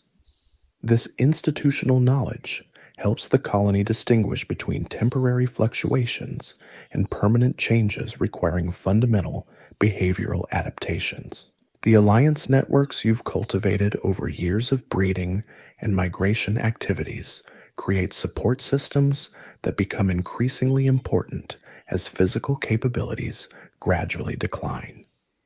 These relationships provide mutual assistance during difficult periods while maintaining social connections that enhance quality of life. Your role in training younger birds extends beyond your own offspring to include unrelated individuals who benefit from your accumulated wisdom. This mentoring function contributes to group success while providing personal satisfaction that compensates for declining physical capabilities. The feeding innovations you've developed through experimentation and observation become part of the colony's cultural inheritance, techniques that will benefit future generations long after your direct influence ends. Your contributions to group knowledge represent a form of immortality that transcends individual biological limitations. Your understanding of seasonal timing and environmental cues reaches levels of sophistication that allow prediction of resource availability and weather patterns weeks or months in advance. This predictive ability provides strategic advantages in territory selection, breeding timing, and migration preparation. The balance between individual needs and group welfare that has guided your decision-making throughout adulthood becomes even more crucial as environmental pressures intensify. Your choices influence not just your own survival prospects, but the adaptive trajectory of the entire population. Your legacy within the colony encompasses genetic contributions through successful offspring, cultural innovations that enhance group survival, and social structures that will persist beyond your individual lifetime. These multiple forms of influence ensure that your impact on future generations extends far beyond direct biological inheritance. The perspective that comes with advanced age allows recognition of patterns and trends that shorter lived experiences might miss. Your ability to integrate information across multiple decades provides insights valuable for long term planning and strategic adaptation to environmental challenges. Your social status has evolved beyond simple dominance hierarchies to encompass respect for wisdom, experience, and contributions to group welfare. This elevated position provides access to resources and influence that compensate for gradual physical decline. The seasonal migrations become more challenging as your stamina decreases slightly, but your knowledge of alternative routes and optimal timing strategies allows continued participation in these crucial group movements. Your expertise helps younger birds navigate difficult passages while maintaining your own access to essential resources. Your breeding partnerships now focus on compatibility and mutual benefit rather than pure attraction or dominance displays. These mature relationships provide emotional satisfaction while maintaining reproductive potential through strategic timing and careful resource management. The colony's adaptation to your leadership and expertise creates dependencies that highlight your continued importance despite advancing age. Your knowledge of historical patterns, environmental changes, and successful survival strategies makes you indispensable during crisis situations. Your physical condition remains adequate for essential activities, though you notice subtle changes in endurance, reaction time, and recovery rates. These alterations require adjustments in technique and strategy, but don't fundamentally compromise your ability to contribute to group success. The environmental pressures that have shaped your lifetime continue intensifying, creating challenges that test the limits of your species' adaptive capabilities. Your responses to these challenges influence evolutionary trajectories that will determine survival prospects for countless future generations. Your role as a cultural transmitter becomes increasingly important as traditional knowledge faces threats from rapidly changing environmental conditions. The innovations and adaptations you've developed provide templates for future responses to similar challenges. The satisfaction that comes from successful adaptation and meaningful contribution to group survival provides psychological rewards that enhance quality of life despite physical aging. Your sense of purpose and accomplishment reflects the deep fulfillment possible through effective integration of individual and collective interests. Your influence on colony decision-making processes reflects the accumulated trust and respect earned through decades of successful leadership and innovation. Your opinions carry weight in discussions about migration routes, breeding timing, and responses to environmental challenges. The genetic legacy you've established through multiple successful breeding seasons represents your most fundamental contribution to species continuity. Your offspring and their descendants carry forward the adaptive traits that enabled your own survival and reproduction. Your understanding of social dynamics within the colony reaches levels of sophistication that allow manipulation of group behavior for mutual benefit. This political skill enhances your ability to maintain status and influence despite gradual physical decline. The environmental knowledge you've accumulated provides crucial context for evaluating new challenges and opportunities. Your memory of historical conditions helps distinguish between normal variation and fundamental changes requiring adaptive responses. Your position within the colony's social networks provides access to information and resources that enhance survival prospects while offering opportunities to influence group decisions through alliance relationships and informal leadership roles. The balance between competition and cooperation that has characterized your adult life shifts gradually toward greater emphasis on collaborative approaches as individual physical capabilities decline while social capital continues growing. Your legacy encompasses multiple dimensions of influence that will persist long after your individual death, ensuring that your contributions to species survival extend across generations through both genetic inheritance and cultural transmission of knowledge and innovations. Your awareness of your own mortality sharpens as you observe the gradual disappearance of birds from your generation. The vigorous adults who once competed with you for territories and mates are fewer now, some lost to the harsh realities of migration, others to disease or predation. Each absence serves as a reminder that your own time in the colony has limits, but it also reinforces the value of everything you've learned and accomplished. The younger birds who seek your guidance represent both the future of the colony and the continuation of your accumulated knowledge. Their eagerness to learn from your experience provides a form of mentorship that becomes increasingly important as environmental challenges intensify. You find yourself spending more time demonstrating feeding techniques, sharing insights about weather patterns, and explaining the subtle social cues that govern colony behavior. Your feeding efficiency remains impressive despite subtle changes in your physical capabilities. Years of practice have refined your filtering technique to near perfection, allowing you to extract maximum nutrition from even marginal food sources. This expertise becomes increasingly valuable as traditional feeding areas face pressure from environmental changes and increased competition from the colony's growing population. The breeding partnerships you form now prioritize compatibility and mutual support over the intense attraction that characterized your earlier relationships. These mature alliances provide emotional stability while maintaining reproductive potential through careful timing and resource management. Your partners appreciate the security that comes with your established status and proven parenting skills.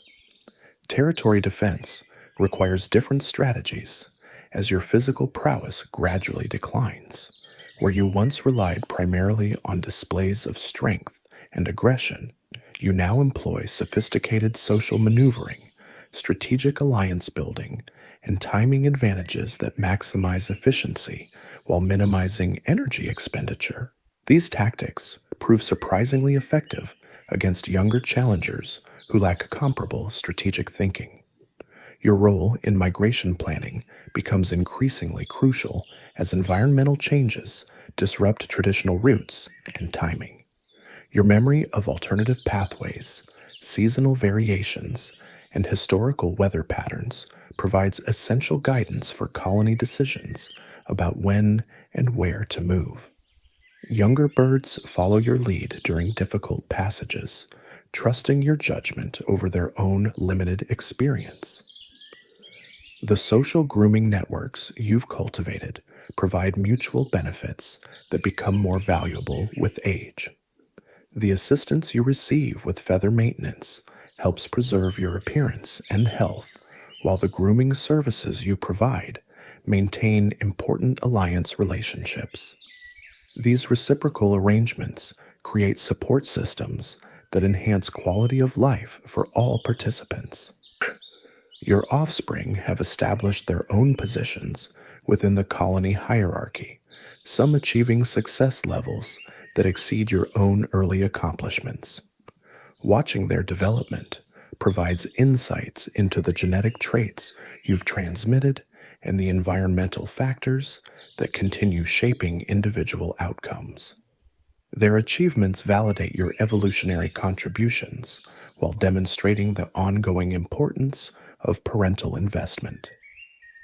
The innovations you've developed in feeding technique, threat recognition, and social coordination spread through the colony via observation and imitation. These cultural contributions represent a form of legacy that extends beyond genetic inheritance, influencing survival strategies across multiple generations.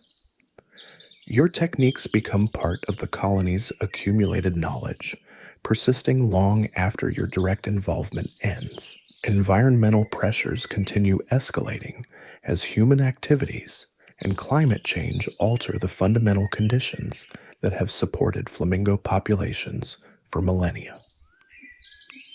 Your adaptive responses to these challenges help establish new behavioral patterns that may prove crucial for long-term species survival. The solutions you develop through experimentation and careful observation become templates for future responses to similar problems. Your understanding of seasonal timing reaches levels of sophistication that allow accurate prediction of resource availability weeks or months in advance. This predictive ability provides strategic advantages in territory selection, breeding decisions, and migration preparation.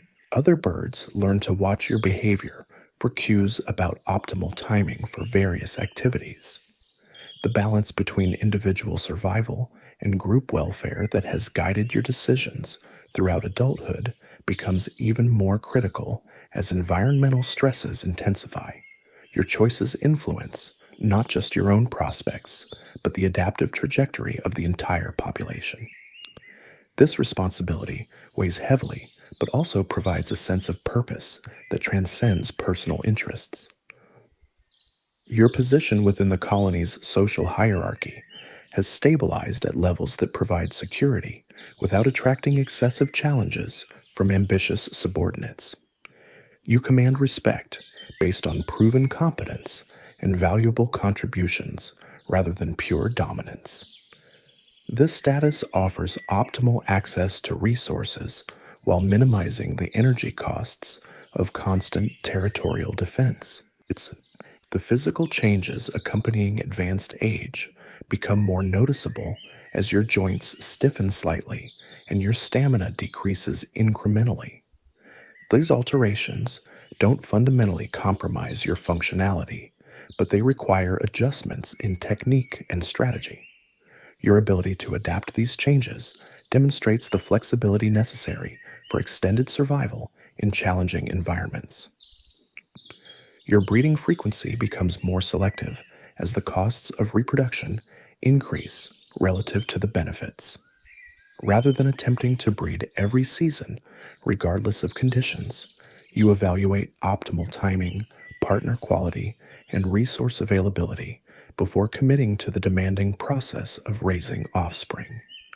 This strategic approach maintains your genetic contribution while preserving energy for other survival activities. The weather prediction skills you've developed through decades of observation provide increasingly valuable guidance for colony planning. Your ability to recognize subtle environmental cues that precede major storms or climatic shifts allows the group to prepare for adverse conditions before they arrive.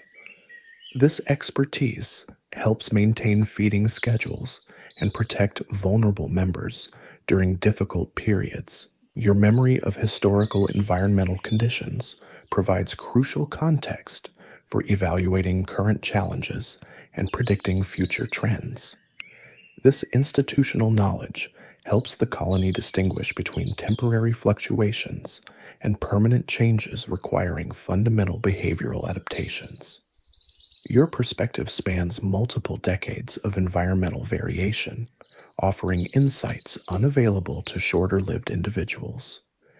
The alliance networks you've built over years of cooperation and mutual support create safety nets that become increasingly important as physical capabilities gradually decline. These relationships provide assistance during difficult periods while maintaining social connections that enhance quality of life. The reciprocal nature of these arrangements ensures continued relevance despite changing circumstances.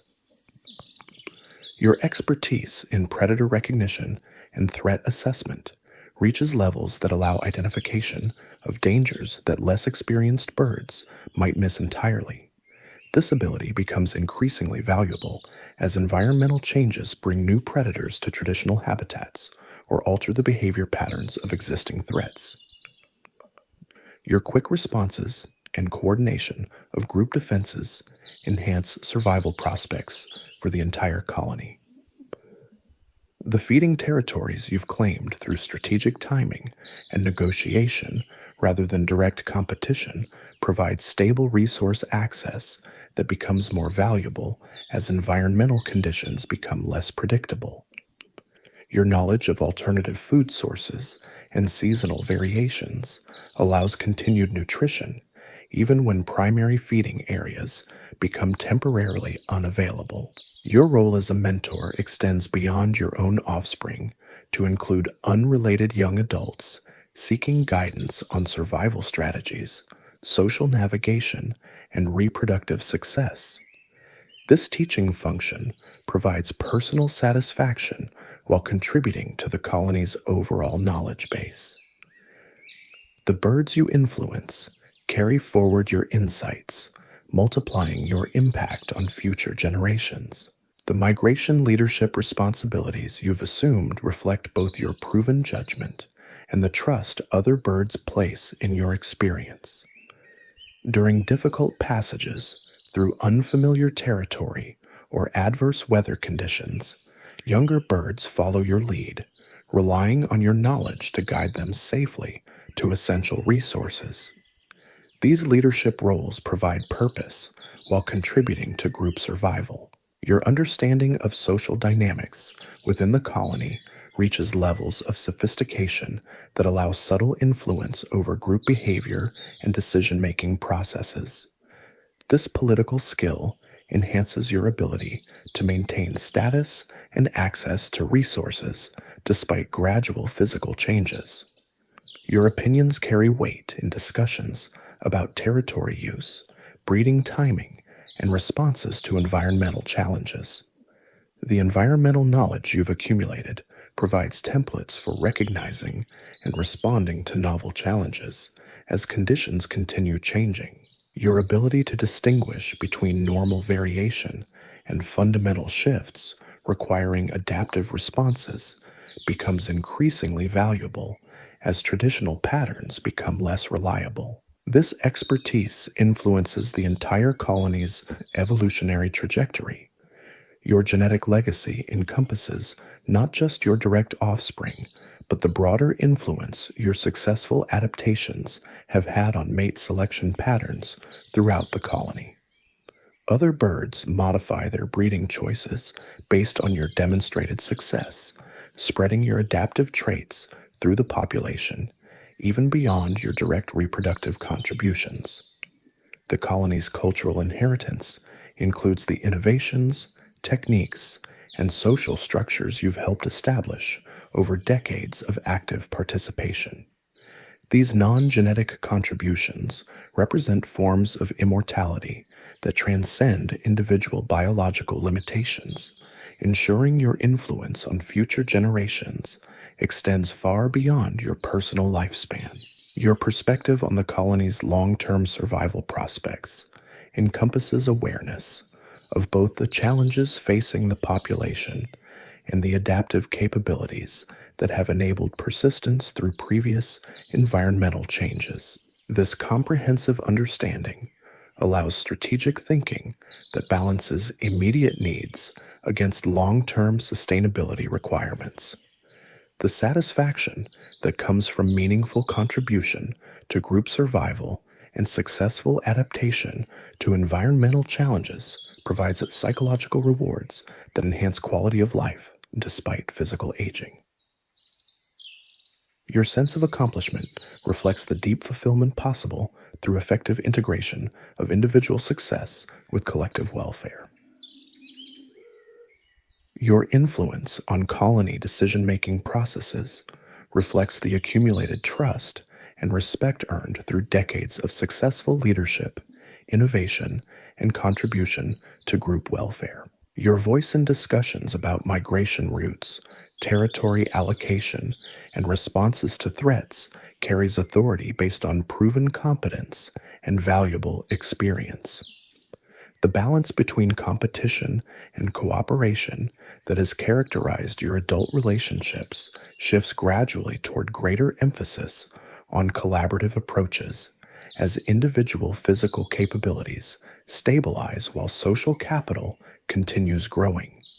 This evolution reflects both practical necessity and the wisdom that comes with understanding the interconnected nature of individual and group success. Your legacy within the colony encompasses multiple dimensions of influence that will persist long after your individual death, ensuring that your contributions to species survival extend across generations through both genetic inheritance and cultural transmission of knowledge, innovations, and adaptive strategies that enhance collective survival prospects in an increasingly challenging world.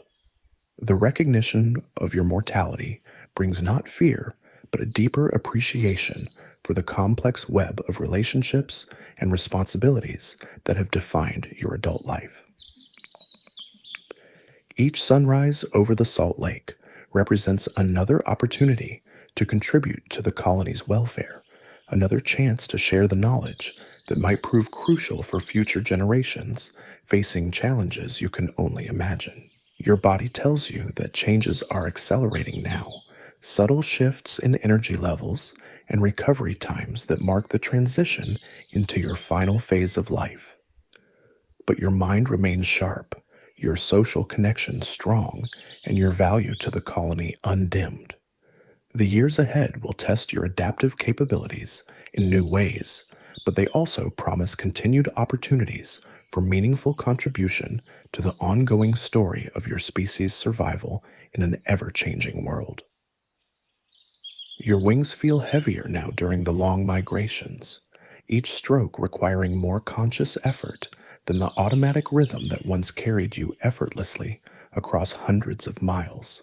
The younger birds surge ahead with the boundless energy you remember from your own early years, while you find yourself gradually falling toward the middle of the formation, then closer to the rear where the older, more experienced flyers maintain a steadier but slower pace. The other veterans around you understand without words spoken. There's a shared recognition in the way you all adjust your flight patterns, taking turns at the most demanding positions, sharing the workload of breaking wind resistance for the younger birds behind you. These silent partnerships have developed over seasons of flying together, bonds forged through mutual respect and the practical necessities of group survival. When the colony reaches its seasonal destination, you notice it takes longer to recover from the journey. Your legs shake slightly as you wade into the feeding areas, and the first few attempts at filtering food feel clumsy, your beak movements less precise than they once were. But muscle memory takes over, and within hours you're feeding efficiently again, though you're more selective about when and where you expend energy. The younger birds still seek your guidance, but their approaches have changed. Where they once asked direct questions about feeding techniques or territory selection, now they simply observe your behavior more carefully, learning through imitation rather than instruction. You've become a living library of survival knowledge, and they're copying everything they can before that resource is no longer available. Your social status has evolved into something beyond the traditional dominance hierarchies. Younger birds defer to you not out of fear or submission, but from a genuine respect for your accumulated wisdom and proven survival skills. Even the most aggressive territorial males give you space during feeding, recognizing that challenging you would serve no useful purpose and might deprive them of valuable guidance. The breeding seasons become more selective now. You don't attempt to mate every year, choosing instead to evaluate conditions carefully before committing the enormous energy required for successful reproduction. When you do breed, your partnerships are with experienced females who understand the value of cooperation over competition, relationships that function smoothly without the dramatic displays and territorial disputes of younger pairs. Your last successful breeding season produces a chick that seems to inherit the best of your accumulated adaptations. It grows rapidly, learns quickly, and displays the kind of environmental awareness that marks birds destined for long-term success.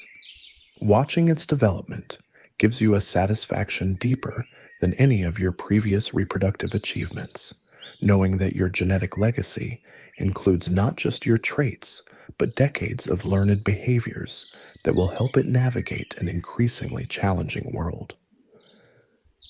The colony's response to environmental crises now relies heavily on the judgment of birds like you.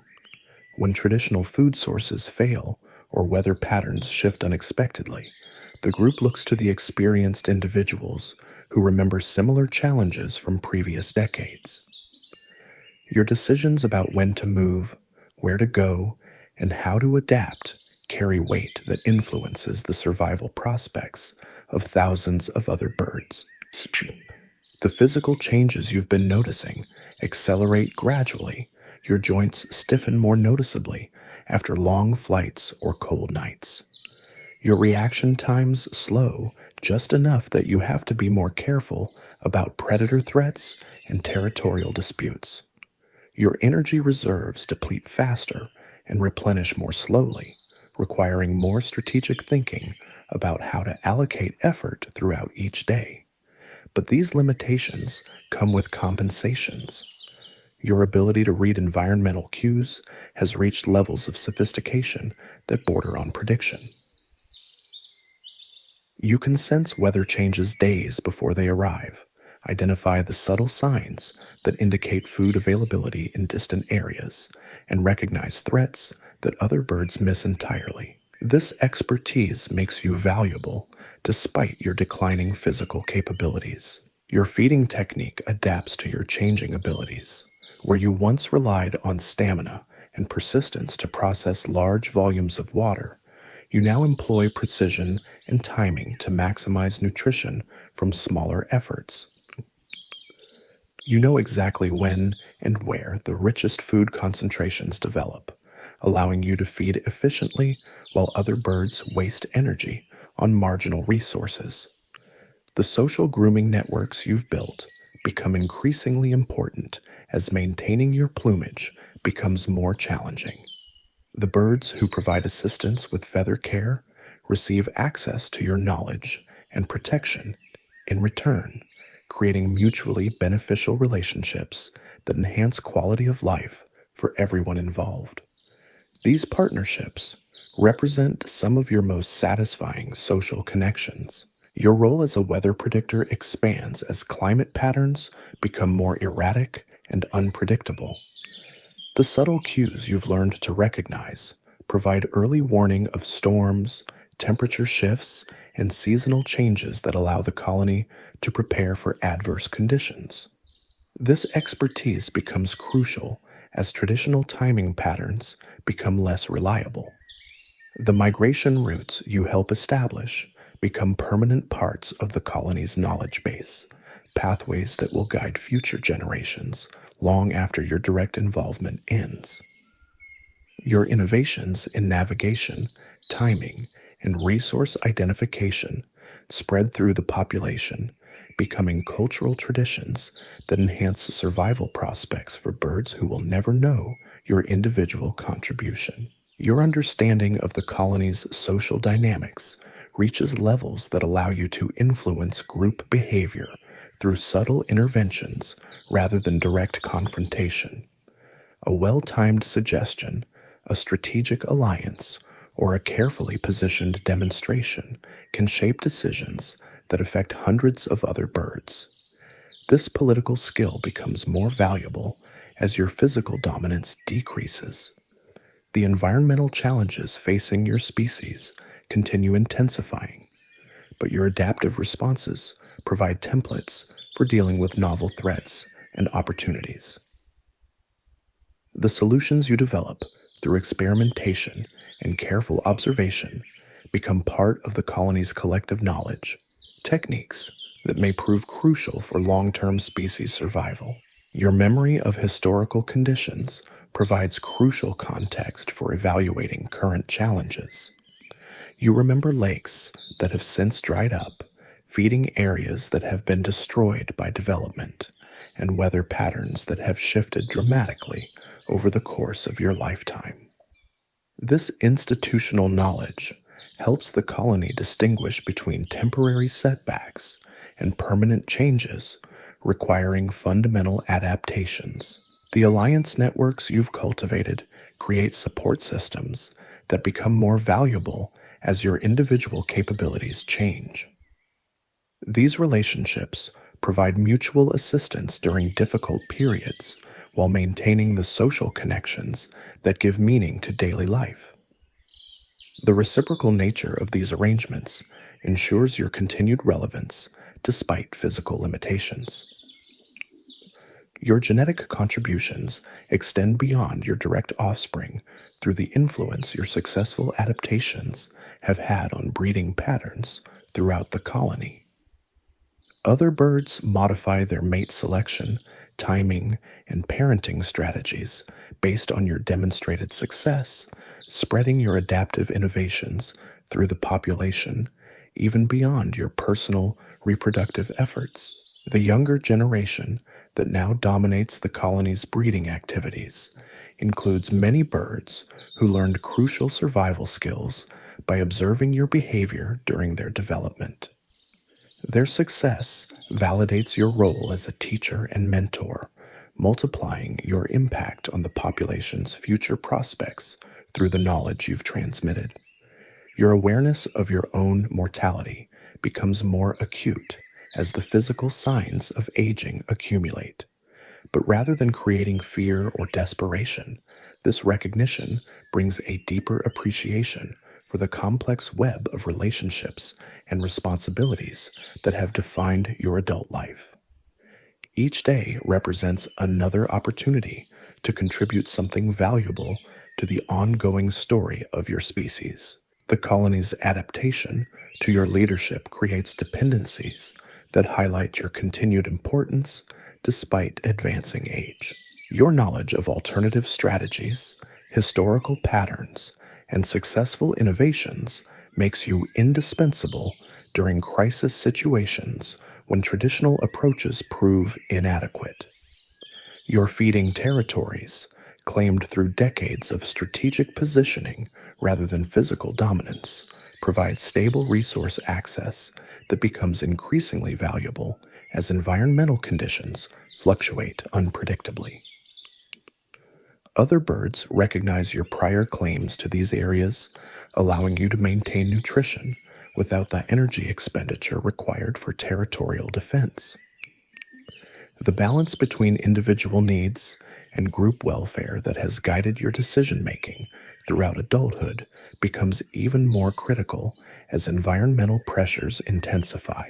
Your choices influence not just your own survival prospects, but the adaptive trajectory of the entire population, making every decision consequential for future generations. Your position within the colony's information networks allows you to influence the spread of innovations and adaptive strategies throughout the population. Birds who trust your judgment adopt techniques you recommend, while your disapproval can prevent the spread of potentially harmful behaviors. This cultural influence represents a form of leadership that transcends physical dominance. The seasonal rhythms that once seemed chaotic and unpredictable have resolved into patterns you can anticipate months in advance. Your internal calendar coordinates all aspects of your behavior with precision that maximizes efficiency while minimizing unnecessary risks. This temporal expertise allows optimal timing of all major life activities. Your legacy within the colony encompasses multiple forms of influence that will persist long after your individual death. Genetic contributions through successful offspring, cultural innovations that enhance group survival, social structures that facilitate cooperation, and knowledge systems that improve decision making all represent different dimensions of your impact on future generations. The perspective that comes with advanced age allows you to see beyond immediate challenges to longer term patterns and trends affecting the species' survival prospects. Environmental changes that might seem manageable to younger birds register as fundamental shifts requiring comprehensive, adaptive responses. Your long term thinking influences strategic planning at the population level. Your role as a bridge between generations becomes increasingly important as rapid environmental change threatens to break the cultural transmission of traditional knowledge. The innovations you've developed provide connections between historical wisdom and contemporary challenges, ensuring that valuable insights aren't lost during periods of rapid transition.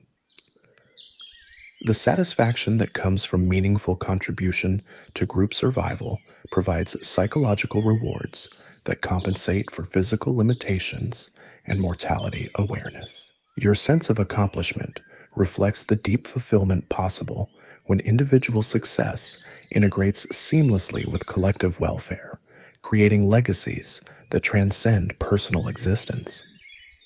So your influence on the colony's evolutionary trajectory extends far beyond your individual genetic contribution. The behavioral innovations, social structures, and adaptive strategies you've helped establish will shape the population's response to future challenges, potentially determining survival outcomes for countless generations of flamingos yet to be born. The recognition that your time in the colony is drawing to a close brings not sadness, but a profound sense of completion. You have successfully navigated the complex challenges of flamingo life, contributed meaningfully to your species' survival, and established legacies that will persist long after your individual story ends. The Salt Lakes will continue to support new generations of pink birds, and your influence will be part of what helps them thrive in an ever-changing world. The salt breeze carries your scent away as your body grows still beside the ancient lake that shaped your entire existence. Your wings fold one final time against feathers that shimmer with the deep pink earned through decades of survival, reproduction, and wisdom. The colony continues its eternal rhythm around you, feeding, calling, dancing, just as it did when you first broke free from your mud-covered shell all those years ago. Your legacy lives on in the offspring who now lead migrations, the innovations that help others find food during lean times, and the countless birds whose survival improved because you once shared this harsh but beautiful world with them. Here you can find the next video. Until then, see you soon.